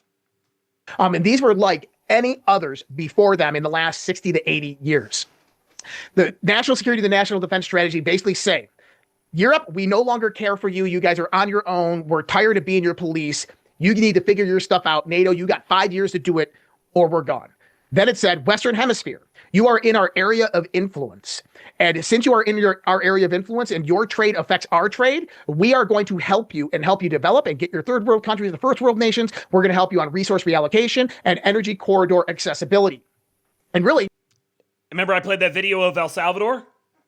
There you go. Here's your model for what we want the rest of your countries to look like. That's all of those two documents said. And it said that we hope that our partners across the seas do the same thing, China and Russia primarily. And so the big idea here is that there's three main countries that matter in the world right now. There's only three countries, Russia, China, and the United States. Now, if you rank these guys in the context of economy and military, China and the United States are the only two that are at the playing table. Russia is a distant third, but Russia is a variable that, if played by either side, negates any moves by the other side. This is a key insight here. Yes, Russia, in terms of metrics, generally speaking, is a distant third to the U.S. and China. However, there's a fascinating tension that emerges if you view the world this way, that they each have their own regions and their own interests that are going to be respected. They're going to be respected as essentially like broadly cross-border sovereign in their particular regions. And then there's going to be in-between areas that they have to negotiate over. But then there's this interesting tension that develops between Russia, China, and America, where each of the three has varying countervailing incentives to both cooperate with one against the other. So Russia and China have an incentive to prevent America. Like, if Russia explicitly throws in with China, then Russia and China together are going to keep America in check to a certain extent. But the same goes for America and Russia with respect to China. And the same goes with America and China with respect to Russia. That's where, like, if America and China both decided they wanted to squish Russia, they could. There'd be no reason for it, but like, there's an interesting thing here where Russia doesn't really have a claim to number one, but they have a claim to determining who number one can be at any given point in time, which is almost like, would you rather be number one, or would you rather be the person who determines who number one is? Would you rather be the king or the kingmaker? So that's a unique power and influence that Russia has, and that they can continue to have and develop if they're prudent about it. And so I say that right now, Donald Trump is not fighting the wars that we've seen, Venezuela, Cuba, the old guard in Europe or Iran. He's not fighting for yesterday's conflicts. He's fighting for tomorrow's wars. And this is really important to understand. So what else did the Trump administration do last? Not fighting for yesterday's conflicts. He's fighting for tomorrow's wars. That's a bar. Superior B says something interesting about having to redo these trade deals. Americans are in a peculiar position since we actually elect our officials. Most of the countries Trump did deals with don't really have elections in the American sense. So Trump's doing these deals was him giving those countries' leaders notice that Americans are in line and not acting retarded despite what they may see in the mainstream news. That's good. Yeah, that's a good insight. He does kind of look like Tim Dillon, doesn't he?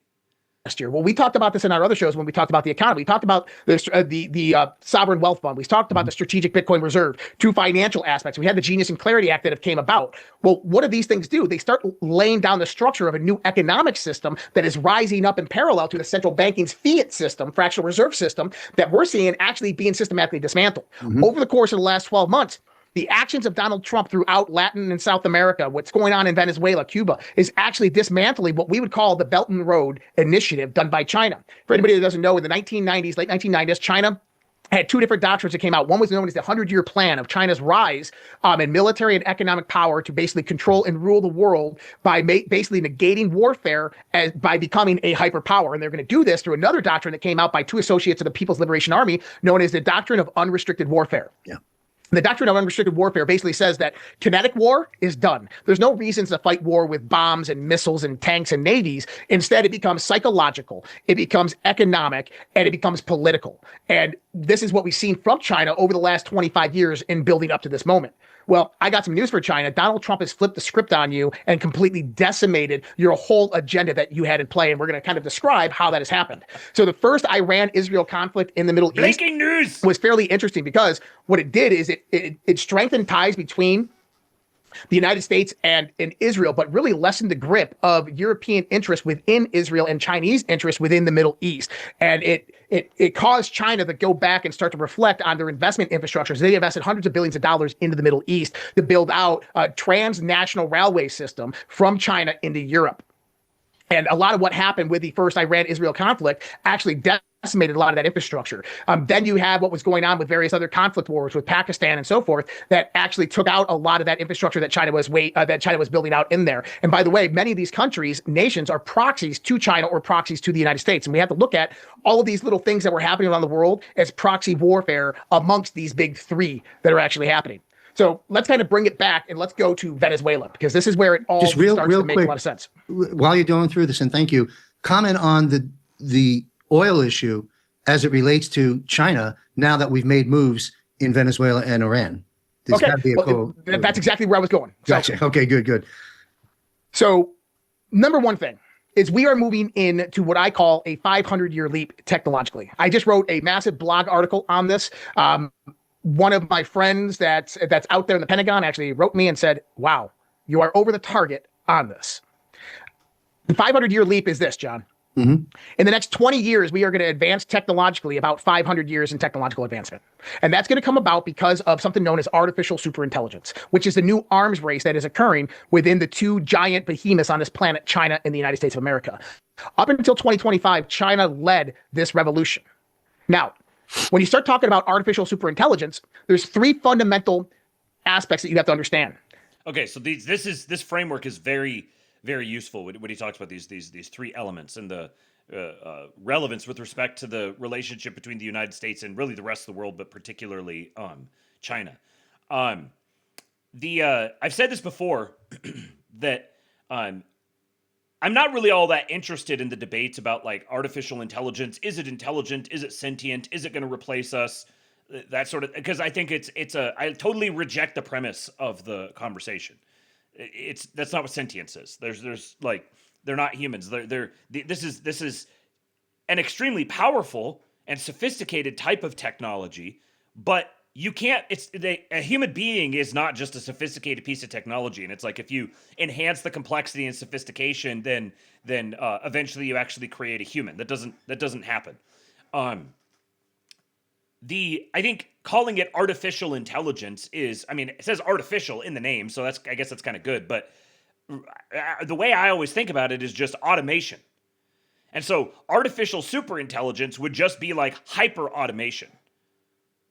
And if you think about what automation truly is and what it means for the human being to be able to automate tasks and then begin automating the automators, that's where you get the hockey sticking curve, where you could do like a 500-year leap in technology over 20 years. Obviously, this is a little branding, a little marketing kind of, but all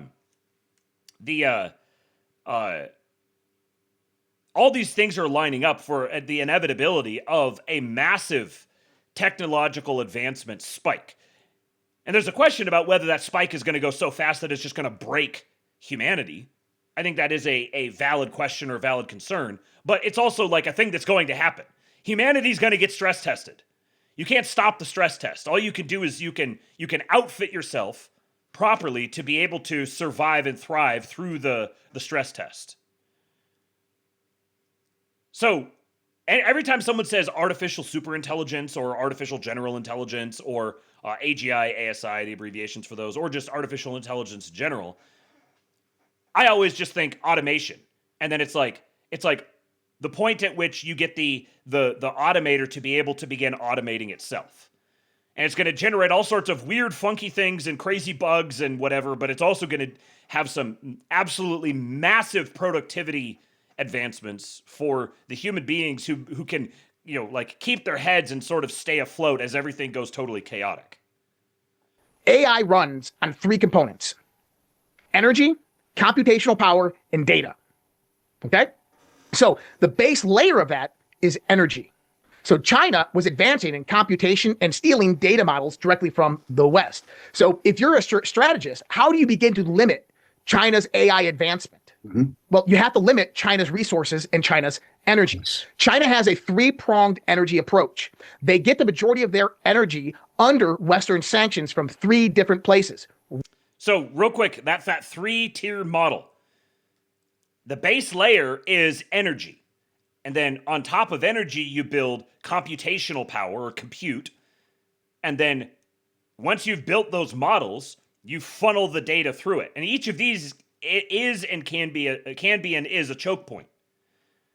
But the most fundamental of all of them is energy. So if you can turn energy into a choke point that you control, then you actually can countervail the higher layers, whatever advancements they may have in the higher layers. And this is particularly with respect to military capacity, because that's where that's like the primary motivator for all technological development. The huge number of the technologies that we use on a day-to-day basis are downstream from military development and deployment, and then they make it out into just regular commercial use. Russia, Iran, Venezuela. Bingo. All right. Not only was it China, but the European. So let me catch that again. And China's energy. China has a 3-pronged energy approach. They get the majority of their energy under Western sanctions from 3 different places: Russia, Iran, Venezuela. Bingo. Yes. Mr. Sue says China is not energy independent. And there's a bunch of geographic reasons why that's the case and why China actually has their geographical structure and layout and population locations and stuff mean that they're ultimately, it's impossible for them really to advance. It's really, really like deep sledding for them to try to advance west across the land. And we're like in an age where we've moved beyond like land empires that way. They have to use the sea lanes. But using the sea lanes puts them at a disadvantage to anyone else who can control the sea lanes. So that's the way that China gets sort of boxed in. They have to, in order to sustain themselves as a rival hegemon in any capacity, to maintain their hegemonic control over their region, they have to import their the bulk of their energy. Yeah. Right? Not only was it China, but the European nations actually control the financial facilitation of that. The London bankers control the facilitation of those transactions from Venezuela, from Russia, and from Iran. So this is not only this is a multi-pronged attack by the Trump administration on China, but also on London, which through Hong Kong, obviously we know the Rothschild family, Sassoon family, has controlled the banking dynasties within Hong Kong for a very, very long time. We're even getting Rothschild and Sassoon references here. This is what I'm telling you. Like his schizo plan truster cred is completely off the charts. Spread directly into the CCP. This is why Xi Jinping had multiple coup attempts on his life last year alone, not including 2022, where we think that they actually tried to attempt to take him out. Now, going back into Venezuela. Venezuela is obviously an energy corridor. China controlled the Panama Canal. They controlled all of the northern Latin American states, Venezuela, Brazil, Colombia, Peru, Ecuador. They controlled all of the ports of entries and all the critical mineral and resource metals imports and exports that happen out of there, because they obviously leased the Panama Canal for 100 years. We got the Panama Canal back, and next, the biggest point was going after the biggest energy producer in South America, and that would have been Venezuela. Now, you think from China's perspective, they can either try to go through all the channels, the maritime channels, to navigate around over to the west, and then deal with Europe and the Middle East and the other Southeast Asian nations, or they can go straight across the Pacific and go directly to South America. And you can see why this is almost a path of less resistance. And so they've had both strategies. They've gone both directions. But then they're coming straight into the Western Hemisphere. And they're establishing a foothold in the Western Hemisphere. And this hasn't been something entirely motivated just by China, like China per se, because as the Rothschilds and the Sassoons, the London banking apparatus has been deeply embedded in that region for a century at least, more than a century and a half. It's been deeply embedded there for a long time. So this is also China and the United States are not necessarily natural rivals per se. There's actually a lot of reasons for them to be collaborative, but there are factions within China, largely ones that are attached to the old European banking powers that originally colonized in and around China. They're sort of like the hand hiding inside the glove. China's the glove, and then the European powers are like the hand hiding inside them. So there's the United States is trying to liberate itself from these old banking institutions. Russia is being beset by and trying to liberate itself from them, and China is also in the same state. And this is the basis upon which there actually is a natural incentive for alignment among the three of them, even if they maintain a competitive posture toward one another. People maybe don't understand how Venezuela operates with the cartels. The cartels are kind of like a strong arm of a larger international criminal organization, right? Yes. So you have a large criminal organization that the banking, the finance infrastructure that basically controls these mercenary armies that go in there, strong arm the people, steal their resources, control that, and then collect the money, take a little bit for themselves, and spread the rest out throughout the global banks. That's what the old trade networks that formed the backbone of what was known as the British Empire have essentially receded into the black market. The bulk of their power and their militaristic capacity has all receded into the black market. And it masquerades itself because it's mainly through all of these old European colonies and then whatever other areas they've been able to spread themselves into operating as this black market. They have like ethnic representatives from each of these different places. As the generations pass, more people are actually native stock who get brought up into the system. But they are still in effect a financial colony of the old imperial apparatus that is fundamentally rooted back and financially weaponized by the European banking class. The Rodriguez family was actually one of the heads of this when Chavez came in. And it's interesting now that Delcy Rodriguez is in control of Venezuela, and I'll kind of give a point on that here in a second. So what the Trump administration did is they tried to negotiate with Maduro, basically have Maduro step down, leave Venezuela, give up the asset allocation back to the Venezuelan people. They put out a bounty for him, $50 million. Nobody took it. Well, from what we gather of what happened, Maduro was actually in negotiations privately with the United States of America. He turned himself in, gave away his own position, and brought with him all the receipts of crimes and corruptions because he saw that they were going to come in one way or another, and he'd rather get out alive. Now, within this is when Delta Force went down, used a discombobulator. They grabbed Maduro, his wife. Yoink! They pulled him out. And then Delcy Rodriguez rises up as the president of Venezuela. Now, Delcy Rodriguez's family is probably worth about $3 trillion. That's how much money they've stolen from the Venezuelan people over the last years. Now, the interesting thing is what did the Trump administration come out? And just FYI, Delcy's brother, Jorge, is the... I don't remember the exact title, but he's essentially sort of like the head of parliament, kind of, or like the sort of like the Senate Majority Leader, kind of, or Speaker of the House. He's basically the head of the legislative body for Venezuela, and still is, as far as I'm aware. So now the Rodriguez family actually controls directly, openly, like on its face, controls both the legislative and the executive parts of the Venezuelan government. And say his family's probably worth about $3 trillion. That's how much money they've stolen from the Venezuelan people over the last years. Now, the interesting thing is what did the Trump administration come out and say was their source point contact in Venezuela that gave up Maduro's position? Do you remember this? Mm-hmm. They said it was Delcy Rodriguez. They said it was Delcy Rodriguez that gave them the information on where Maduro was. Wow. Now, why is that interesting? Because when you're realizing that Delcy Rodriguez works for somebody above her, a very, very powerful international criminal organization. And when you come out and say that, oh, well, Delcy Rodriguez contacted the CIA and she gave up Maduro, you just threw her under the bus. She now becomes a target for that international criminal organization because she just threw a monkey wrench in their whole Venezuelan operation. Mm-hmm. And here's the thing. It doesn't. The Agitprop Master is in the chat. Good to see you, buddy. Just so you guys know, this is a double Saturday day. This is a great Patriot Saturday. So I'm doing a regular lab right now. We're going to watch another, how far are we into this so far? Yeah, we're going to watch probably another 20 or 30 minutes of this stream here. And then we'll take a quick break, and I'll be back for the regularly scheduled pseudolib for today. So make sure you guys stick around for that or return for it later on. Doesn't matter if they're lying or not. They can't prove it. And now she has to seek safety with the CIA, with the United States of America. Now she is forced to align with the United States of America, which is exactly what happened. And what happened there is you cut Europe, UK, and China off from cheap oil. Yes. What do we mean by cheap oil? They buy it at about 30% of market rate from Venezuela, from Iran, and from Russia.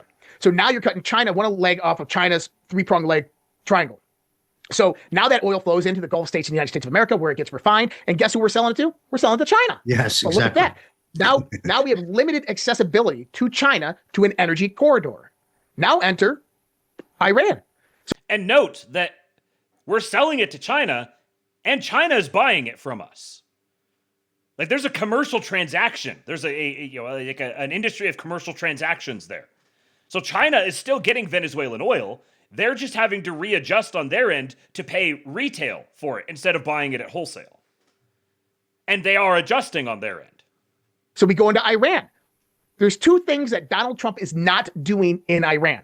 Number one is they've taken out zilch, nada, civilian politicians. 0 civilian politicians have been targeted. Number two is they've taken out zero infrastructure. No electric, no water, no power, no oil infrastructure. They're only hitting precision military targets, IRGC, and the clergy, the mullahs, the ayatollahs. Why?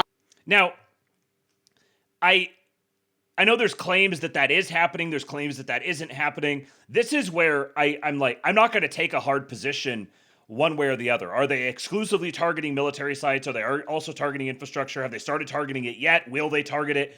These are all more fluid, and from our perspective, it's going to be virtually impossible to confirm one way or the other. Who's lying? Who's doing a psyop? Which AI videos? Which videos are AI and which ones aren't, or whatever. That's. I'm like, there's no conceivable way for us to ever know the truth on any of this. So you can't have like an operational understanding that really gets down into the details of that. You just have to recognize the overarching trajectory of the stuff that really is kind of undeniable. If people understand the history of how Iran came about, the Shah in the 1950s was put in place by British Petroleum, by MI6 through British Petroleum, put the Shah in place. When the Shah realized that they were getting ripped off by BP, the Shah removed, MI6 removed the Shah, and they went out there and created a color revolution. And what did they do? They went and got the... What does BP stand for? Mull on that if you never have. Ripped off by BP. The Shah removed, MI6 removed the Shah, and they went out there and created a color revolution. And what did they do? They went and got the Ayatollah Khomeini that was sitting in France that owned assets and real estate assets all throughout the UK. And they flew him directly into Iran, in which he rose up to power and then shut off all the doors of the West. But is that really what happened? No. He basically started underpinning, stopped giving the money to the Iranian people. He took the deal that British Petroleum was offering the Shah, that the Shah shut down, and he started selling oil through London banking infrastructure. And they utilize the Ayatollahs. After that, Khomeini comes in. They utilize the Khomeinis, the Ayatollahs, as basically a mechanism to increase or decrease to control the energy trade globally. 30% of all oil comes through the Straits of Hormuz. And Iran is right there on the other edge of the Straits of Hormuz. So if you can control that energy corridor, you control the global energy supply and the price will go up. Well, who's investing? Okay, so Homeless Nomad says British Petroleum, but the more important thing is it started as the Anglo-Iranian Oil Company. Right. The AIOC. So you have the coup is executed at the behest of British Petroleum. And actually, if I've got my history right, that's actually when it became British Petroleum. Like it was right in and around that time that that it actually was renamed and restructured as British Petroleum. Homeless Nomad says yes, it was. Okay, good. So now there's one thing. I was listening to a series that Joaquin Flores was doing. I think it was on the ESW channel. I was listening to a Joaquin Flores thing recently, at any rate, where he said that he was talking about how in the United States we have this public-private distinction that we sort of frame things as. You have like privatization is like being owned by the people, and then public is like owned and operated by the government. And what he pointed out was, I never really conceived of it this way, even though I kind of knew this. I didn't think about the implications of it. That in like Southeast, in the third world, so South and Central America, parts of the Middle East, Southeast Asia, Africa, in those countries, when they were colonized, they didn't have the like native or domestic population that was capable of building or owning major wealth centers. To the extent that the local population did, it was the governments that would own those wealth centers, own those industries, and produce the order and the government services and whatever to provide the government for the people. And obviously, this is like various levels of primitiveness and warlordism and all that sort of thing. But when industries in third world countries were privatized, almost exclusively what that meant was they were bought out by foreign interests. It was actually like a form of conquest. So privatization was not it wasn't this question between, are the locals going to own this thing? Or actually it was. Privatization was not the locals taking possession of their industries. It was those industries being taken from the locals by foreign interests. And then those foreign interests, this is the whole regime change apparatus that emerged in the 20th century through the combined Anglo world, essentially. And the foreign interests, they come in, they buy out the industries, and then they hold the local governments hostage and will just throw them out and replace them. So the spread of communism, which was a big motivating factor for the establishment of this big global national security apparatus, it was framed as in this public-private notion, which is an export from the more civilized Anglo-centric world.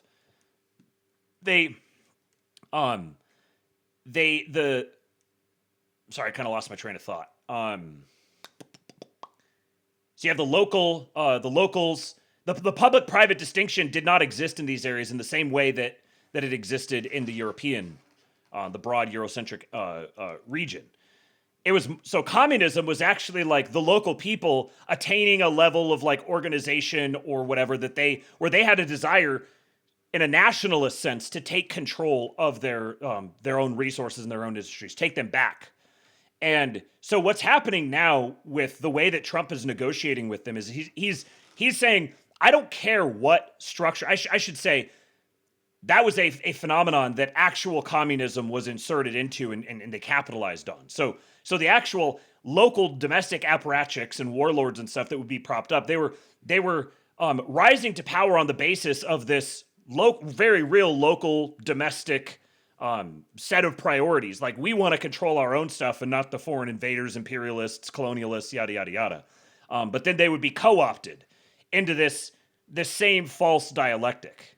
And the way that Trump is negotiating these trade deals is from a position of power politics where, like, you can have whatever you want as long as it's subservient to us.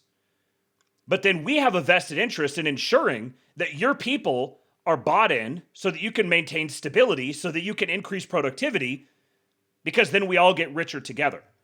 And this is more of an export of the actual American system of political economy versus the traditional imperial British colonial model. Back to the video. Whoops. Hang on. There we go. Straits of Hormuz. And Iran is right there on the other edge of the Straits of Hormuz. So if you can control that energy corridor, you control the global energy supply and the price will go up. Well, who's investing in all the infrastructure in Iran and Iraq? Well, that's the British, that's China. Who controls the majority of the oil flow monetarily around the world? That's the London banks. Who controls the insurance of every ship that goes through the Straits of Hormuz? That's Lloyd's of London. Right? So when you have Lloyd's of London and London bankers financing all of oils, they're the ones trading the futures contracts, buying on the derivatives market. Who benefits from rising oil prices? Well, it's the same companies, because insurance premiums go up. So Lloyd's of London makes massive amounts of money. And then the derivatives markets, if you bought oil at $60 a barrel and now oil is trading at 120, you're going to sell that off and you're going to make massive amounts of profit. That was the London bankers' plan. And what they use is what's known as the Iran terror premium. All right? The Iran terror premium is any time that they wanted to increase and jack up global energy prices or produce any type of scarcity event in global energy, all they would do is have Iran come out and threaten the Straits of Hormuz, threaten Israel, threaten the United States of America. And what would happen? Lloyd's of London would immediately go out there and jack up insurance premiums, and then the price of oil would skyrocket, and they make tons of money, billions of dollars. This is Josh Reed from redpills.tv, an arch plan truster. What's his name? You have Peter Navarro, economist from the first Trump administration. He wrote an article in The Economist talking exactly about this. And he claims that over the last 30 years, if you look at the manipulation by Lloyd's of London, the London bankers, on what they've done with the Iranian terror premium, utilizing Iran as a proxy to basically control the Straits of Hormuz and the global energy trade, you have about a $5 to $15 deviation of the price of oil back and forth over the last 30 years. It equates to about $30 trillion. Wow. As Luongo says, Iran's going to get a nuke is the forever war. And the purpose of the forever war is to manipulate and control the energy market. Stolen from all of these nations and countries. That's massive. Extraordinary. Let me comment on Cuba. We see them going after communist facilities, the people of Cuba. They're basically, basic supplies, energy, water, food, light. I mean, they're in the dark over there right now, as I understand. And one of the folks there has stepped up and started wanting to speak with the president. It seems to me, and I'm not following it that closely, but they're trying to prevent. They're watching what happened in Venezuela. They're watching what happened in Iran, and they know they're next. What's your take on Cuba?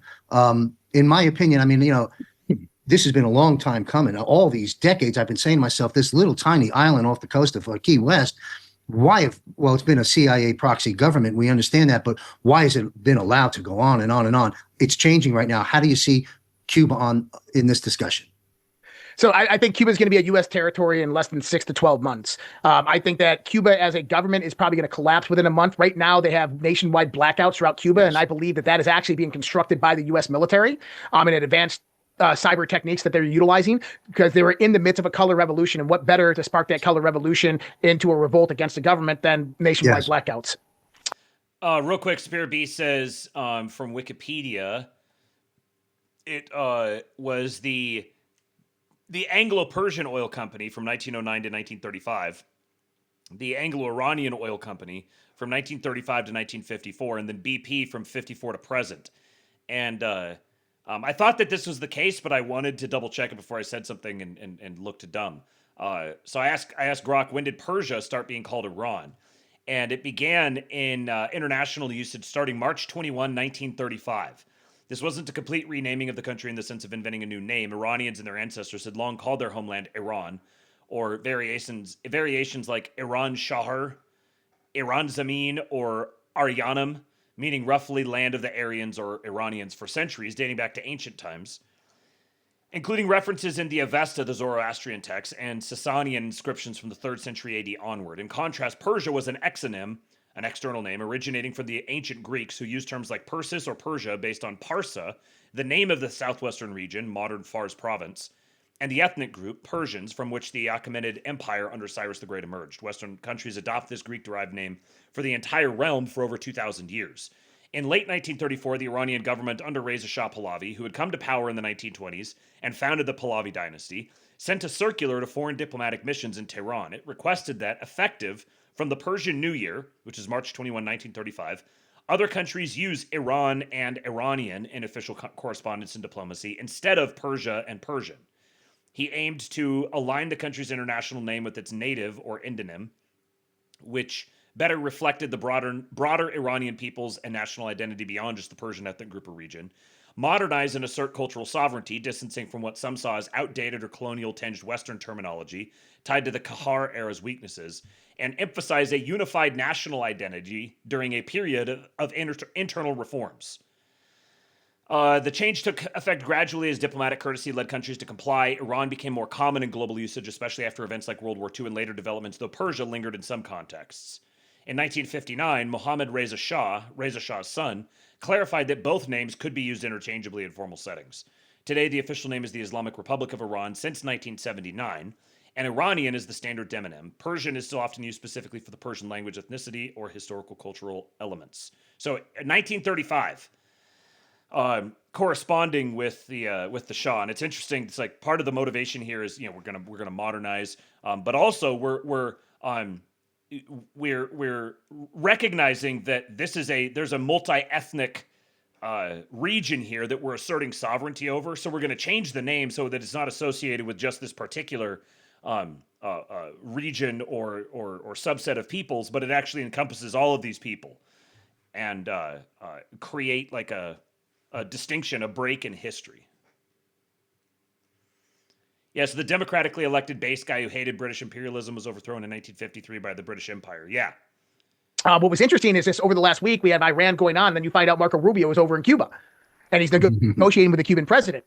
And so we're going to see Cuba fall within the next probably 2 weeks. He's a perfect person to be deployed to discuss with Cuba. Marco Rubio surprised me. He's Cuban. He surprised me because I had some brief history with him many years ago before he even became a senator in Florida, because that's where we were based.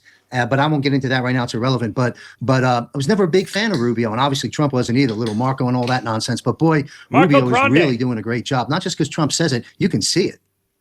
Yeah, I mean, Rubio is definitely one that surprised everybody in all of this. But why Cuba? Cuba Yes. Intelligence agencies are actually spread all throughout Latin America. So if you want to look at the head. It's a good point, Homeless Nomad. He says, strictly speaking, that prime minister was also installed by the Soviets while they were a Churchill project, so it's been bad for a while. Yeah, I mean, they talk about it's the dynasty. We're going to reinstall the dynasty with the monarch, but that only dates back to the 1920s. Like that's a recent development itself. Iran it's kind of like a geographic inevitability for them, being where they're located between China and Russia and Europe and then the United States as the sort of hegemonic enforcer. It's basically inevitable that they're gonna be that they're going to have some sort of order forced upon them, and ideally it's as for stability's sake. Ideally, it's as representative or culturally appropriate as possible, but some countries just don't get to assert absolute sovereignty, and that's It's too bad. Reality of geography and human organization. Head of the snake that controls the majority of the cartel infrastructure, it's Cuban intelligence. And Cuban intelligence, I would look at as a rogue deviation of the old CIA models. So you have the 1960s and the 1970s CIA. When we say CIA, we use it in a very generalized term as Americans, right? The CIA proper, the organization, look, there's a lot of great patriots over there. They do a lot of great work keeping Americans safe, okay? Yep. What people talk about the bad CIA, what we're actually talking about is a deep state intelligence apparatus. These are rogue people within various different intelligence agencies that are perpetuating an agenda that is integrated globally. And so a lot of these factions have broken off. Like that was a good phrase right there. These are rogue people within various different intelligence agencies that are perpetuating an agenda that is integrated globally. So various different people in rogue intelligence agencies that are perpetuating an agenda that is integrated globally. Right. And the CIA, so the Cuban intelligence is sort of an offshoot of the CIA, which is itself an offshoot of MI6, as is Mossad. Mossad is sort of an offshoot of both MI6 and the CIA, but MI6 preceded both of them, and a lot of the statecraft and their methods and their methodologies are from this same Anglo-centric intelligence world. And so a lot of these factions have broken off, like the Bushes during the 1950s in Cuba, right? You had the Martha, the boat, the oil company, what was it? Not Gestapo or oil, whatever it was. But you had the oil company that George Herbert Walker Bush operated out there. This was a deviant faction of the actual Central Intelligence Agency. So when we talk about black money funding or black market funding, how the CIA has these black budgets, this is how they do it. Is they have the Bush connection with this is very interesting, as this being an offshoot that sort of orbits around the Bush family and their interests, because clearly that was a pretty major component of both the Reagan and then the Bush administrations. And then and there's also, of course, with Iran-Contra, there's a very interesting Iranian connection there. Isn't that fascinating? And what did the weapons being sent to Iran, where were they, what nation were they going through? So I wonder what the Bush family's role was in all of that. And now you had a couple of months ago, the Bush family came back out and they're talking about trying to reassert control over the GOP, right as Trump is getting froggy down in their area of operations. Have rogue actors that go out there, they'll run an op out here and it'll be completely separated from CIA proper. And then there's money flow channels that begin. And so this kind of coalesced, I believe, with Cuban intelligence that operated much of the cartel networks throughout Central and Latin America. And then this became financed about a decade ago, a lot by China, who then came in. And this becomes important because what we learned about the 2020 election is that you had Cuba involvement, Chinese involvement, Venezuelan involvement, UK involvement. Taiwanese is potentially mentioned in this, even Japan. But we find out that these were all players and actors, including Iran, within the steal of the 2020 election. What's that? All of these old colonial projects were all involved in this? And that Cuban intelligence was directly associated and behind that, and a lot of infiltration into our own country that allowed that to happen. And when we start to look at all of the actors inside of our country that came over that border, the 23 million plus that came over the border, we look at the gangs, the cartels that infiltrated our country, and we look at where they're from, whether it's Mexican gangs or Venezuelan gangs. You know, they're taking orders from these head capos that are infiltrated within this intelligence organization. We lost you. Hold on, Josh. Josh, you cut out. We lost your audio. Can you hear me now? We got you back. Go ahead. Just the last 5 seconds. We lost you. You're back. Yeah. So it's all integrated within this kind of deep state intelligence apparatus that operates. And just think about like the one that controls that whole region would be that kind of Cuban intelligence infrastructure. Mm-hmm. So let me just pause for 1 second. So going after Cuba ought to be read as going after the old Bush-centric Con Inc. Like there's like old Texas. There's a lot of old Texas oil money involved in all of that, which interestingly, Texas oil money has aligned very much behind Trump because, for very obvious reasons. But going after Cuba and bringing Cuba explicitly, purging it of these old operatives and bringing it explicitly under the American umbrella and no longer an outpost there is a war against the Bush dynasty, a continuation of the war against the Bush dynasty. Second, on this Cuba thing, as you mentioned a bit ago, the way that landscape will change. Government falls, communism falls, dictatorship falls, and they become, under U.S. control, perhaps. Think of the economic expansion and possibilities over time once that happens. It's going to be enormous. I see a bunch of Trump towers and resort communities. I mean, they got a big mess to clean up. The country's a disaster. But I lived in Miami area and in Miami many years ago, and rubbed up close with a lot of Cubans and a lot of other Latin Americans. And man, this is just going to be an extraordinary thing and a good thing. Finally, that the people of Cuba, it's just going to be a wonderful thing, and it'll take years. But moving off the political side of it, once this transition takes place, you have tremendous economic opportunities, in my opinion. And so I want to go into China, Russia, and the U.S. for a moment. You alluded to that earlier. I had it, on my mind to bring it up. So let me bring it up now. I'm on the record many years ago, back when James Grunwig was my co-host at American Media Periscope, covering the issues and so forth. And I think you're in this camp as well of thought process that could it be possible that Trump, Putin, and Xi are actually working in concert together from a much higher perch, even though it doesn't make sense on the surface because of all the issues that we have to deal with every day. Where do you stand on that narrative? Because you touched on it before. It's extremely important. And I still believe that there is that. You got your axis of evil misnamed by Bush. We know the axis of evil actually is London, right? Vatican and DC. But we also have the axis of the new world being created. And in my London, Vatican, and DC. Apologies to the Catholic bros out there, but these are my people right here. My opinion, against communism, against dictatorships, against the quote old new world order, you have Russia, China, and the U.S. Am I crazy? Nope, you're not. We call it the Sovereign Alliance. 2018 in Rome, delegates from each one of those countries met at the Vatican, and they negotiated terms for global peace, for world peace, and how to go to that and what would need to happen. And it's a very Superior B, are you still in here? Have you heard that? You tend to be clued into some of those like schizo worlds where they might have discussed something like that. Yeah, I've never heard anything about this before. And I don't generally put a lot of stock into that. That's where that's where the plan trusters they're even greater than me. I can't summon the that level of plan trusting, I suppose. But it's very, very interesting. Secretive meeting. Now, let's kind of get into that part of it.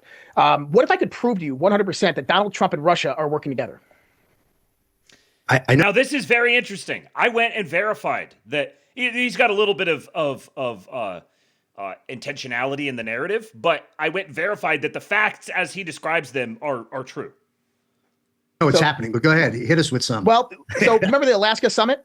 Mm-hmm. So you remember the Alaska summit, Trump and them, and then immediately after the Alaska summit, Russia throws missiles in the Ukraine, and Trump's like, how dare you, Putin? Yeah, and it kind of diverged from that. Mm-hmm. Well, do you know, right at the Alaska summit, Russia, through a company known as Arctic LNG, a Russian-controlled company, moved billions of barrels of oil out of their pipelines and in. Definitely wasn't billions. It was like maybe tens or hundreds of millions, but continue. To the seafaring oil tankers. This is August 2025.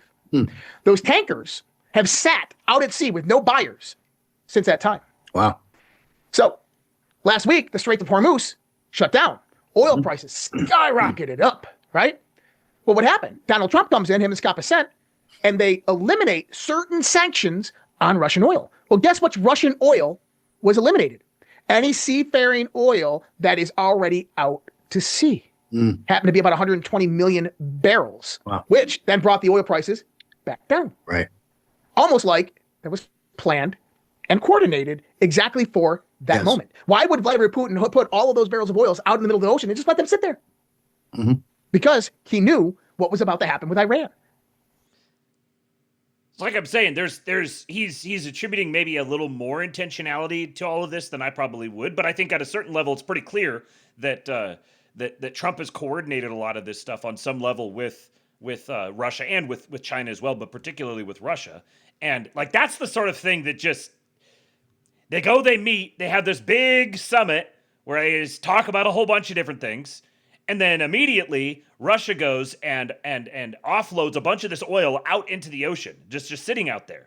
So it can then be selectively unsanctioned right at the moment when it becomes strategically useful. Yeah. And who's Russia's biggest enemy right now? He just named him, the United Kingdom.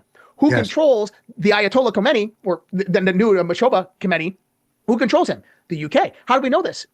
So Ali Khamenei owned $48 billion, had a net worth of $48 billion. This includes real estate all around the world, okay? His son was a bit of a real estate mogul. His son was financing real estate all throughout Europe with Israeli bankers' money. What? Not only that, with London bankers' money. Khomeini's son was moving money through London banks to the Isle of Man, where he kept it in surrogate British banking infrastructure. In other words, these are controlled intelligence assets. And when your enemy is the UK, and Donald Trump came out and said last week, our former enemy, or our former ally, the United Kingdom, right? So now you have Russia saying that their enemy is the United Kingdom. Then you have Donald Trump saying our former ally, the United Kingdom. And what happened today? Donald Trump put out a call to all the nations of the world and said, hey, can any of you guys bring in your Navy in here and help us escort to the Straits of Hormuz? What did NATO say? No, not our war. Well, guess what? That was the last chance that Donald Trump was giving NATO. That was it. That was Europe's last chance. And he knew they were going to say no because they have an interest of keeping it closed because it rises prices. I mean, Lloyd's of London shut off all the insurance going through the Strait of Hormuz 4 days ago. Then what happened? DC comes out and says, hey, we're going to cover all the insurance for ships to go through. Lloyd's of London immediately reversed and said, oh, we will do it too. Well, why is that? Because they control the energy corridor and sector. Not anymore. Trump just freed Iran of this British intelligence. That's right. So, that's right. So it's no wonder the king has canceled his invitation meeting at the White House as of recent. I mean, everyone's being exposed through these moves right now. You're laying down some great analysis. I want to touch on Israel real quick. Save Israel for last, the Q post and so forth. Okay, I know that's a hell of a place to leave it off, but we got to get over to the ASTROLABE here. So. The link for this will be, let's see, there's about 27 minutes or so left in it. The Israel stuff he talks about is interesting. He gets into Netanyahu, and it was more, to me, it was a little more speculative. So it's kind of interesting, but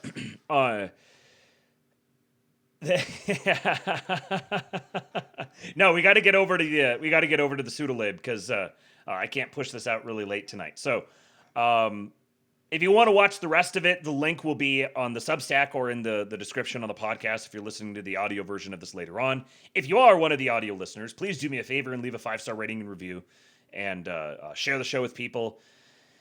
And then let's see, I'm streaming on Kick and on Rumble and on X. I will be back I'll probably go live. We'll do a little pre-show. I'll probably get going live again here in 15 minutes or so. And then we will be back to do the Great Pseudowave, prepared for us by the Agitprop Master.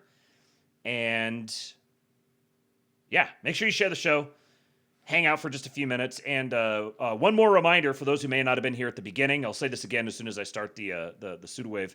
The tip goal here is for all day today. One person is already. I'm making the executive decision that one person is already going to win a drawing tonight. So a minimum of $30 is going to go to someone who has signed up at forum.kingpill.com.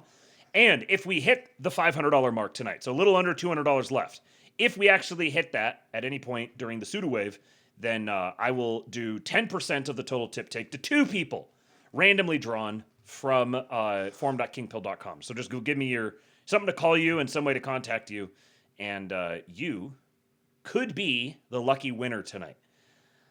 All right. I guess that is the end of this Labe. I will leave you with Hulk and be back in just a few minutes. No, they will each get 10%. Welcome to the Gulag. Thank you, Nevsky. If you survive, you earn your freedom. Hey, Pitch Appear on 2X gets the emotes again. So each person will get 10% if we hit the $500 mark. All right. For now, I leave you with Hulk. When they took a shot at my hero, and they tried to kill the next president of the United States, enough was enough. And I said, let Trumpomania run wild, brother. Let Trumpomania rule again. Let Trumpomania make America